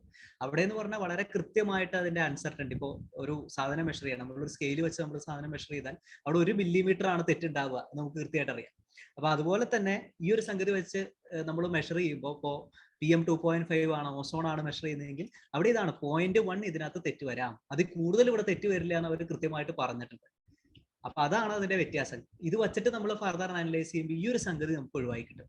ഇപ്പൊ നമ്മൾ ചെയ്യുന്നൊരു പരിപാടി ഉണ്ട്, ഇതിനെ നമ്മൾ കമ്പ്യൂട്ടർ മോഡലിൽ വെച്ചിട്ടാണ് റൺ ചെയ്യുന്നത്. അപ്പൊ അതിന്റെ ഒരു പ്രത്യേകത എന്ന് പറയുന്നത്, നമുക്കിപ്പോൾ ഒരു 0.1 എറർ ഉണ്ടെങ്കിൽ നമ്മൾ 1 മണിക്കൂർ കഴിഞ്ഞിട്ടുള്ള ഒരു വാല്യൂ നമ്മൾ പ്രെഡിക്റ്റ് ചെയ്യാണ്, അല്ലെങ്കിൽ നമ്മൾ പറയുകയാണെങ്കിൽ ഈ 0.1 എററിന്റെ എഫക്റ്റ് എന്ന് പറയുന്നത് നമ്മൾ ഉദ്ദേശിക്കുന്നതിന്റെ അപ്പുറമായിരിക്കും. ആ 0.1 കൊണ്ട് ചിലപ്പോൾ ഒരു 0.5-ന്റെയോ 0.6-ന്റെയോ എറർ ഉണ്ടാവും. അപ്പൊ നമ്മളൊരു 3-4 മണിക്കൂറിന് ശേഷം വരുമ്പോഴത്തേക്ക് എറർ പിന്നെയും മൾട്ടിപ്ലൈ ചെയ്യും. അപ്പൊ നമുക്ക് അവസാനം നമുക്ക് ഉപയോഗിക്കാൻ പറ്റാത്തൊരു ഫോമിലേക്ക് ഇത് മാറും. പക്ഷെ ലോ കോസ്റ്റ് സെൻസേഴ്സ് നല്ലതാണ്. പക്ഷേ കേരളത്തിന്റെ കേസിൽ നോക്കുമ്പോൾ കേരളത്തിന് ഇപ്പൊ എയർ പൊല്യൂഷൻ എന്ന് പറയുന്നത് one of the prime issues ആണോ എന്ന് ചോദിച്ചാൽ നമുക്കിപ്പോഴും ഒരു ചോദ്യമുണ്ട്. കാരണം ഇവിടെ വേറെ ഒരുപാട് ഇഷ്യൂസ് ഉണ്ട്. ടൈഡൽ ഫ്ലഡിങ് ഉണ്ട്, അർബൻ ഫ്ലഡിങ് ഉണ്ട്, ആൻഡ് റെക്കറിംഗ് ആയിട്ടുള്ള ട്രോപ്പിക്കൽ സൈക്ലോൺസ്. ഇപ്പൊ ചുഴലിക്കാറ്റ് ഇപ്പൊ തന്നെ ഒരെണ്ണം ബേ ഓഫ് ബംഗാൾ ഇറങ്ങിയിട്ടുണ്ട്. അപ്പൊ ഇതിങ്ങനെ റെക്കറിംഗ് വരുന്നുണ്ട്. അപ്പൊ ഇതിന്റെ എഫക്റ്റുകൾ കൂടി നമ്മൾ ഇതിന്റെ അഡ്രസ് ചെയ്യേണ്ടതുള്ളത് കൊണ്ട് നമുക്കൊരു ഇമ്മീഡിയറ്റ് ആയിട്ട് ഇതിലേക്ക് നമുക്ക് കുറെ ഇൻവെസ്റ്റ്മെന്റ് നടത്തണം എന്ന് പറയാൻ നമുക്കൊരു ബുദ്ധിമുട്ടുണ്ടാവുകയില്ല. അതാണ് അതിനകത്തൊരു ഇഷ്യൂ എന്ന് പറയുന്നത്. Thank you Vishnu. Thank you. അപ്പോ വേറെ ക്വസ്റ്റ്യൻസ് ഒന്നുമില്ലെങ്കിൽ നമുക്ക് ഇന്നത്തേക്ക് വൈൻഡ് ചെയ്യാൻ തോന്നുന്നു. And thank you especially Maithili and Vishnu. ചേച്ചി പിന്നെ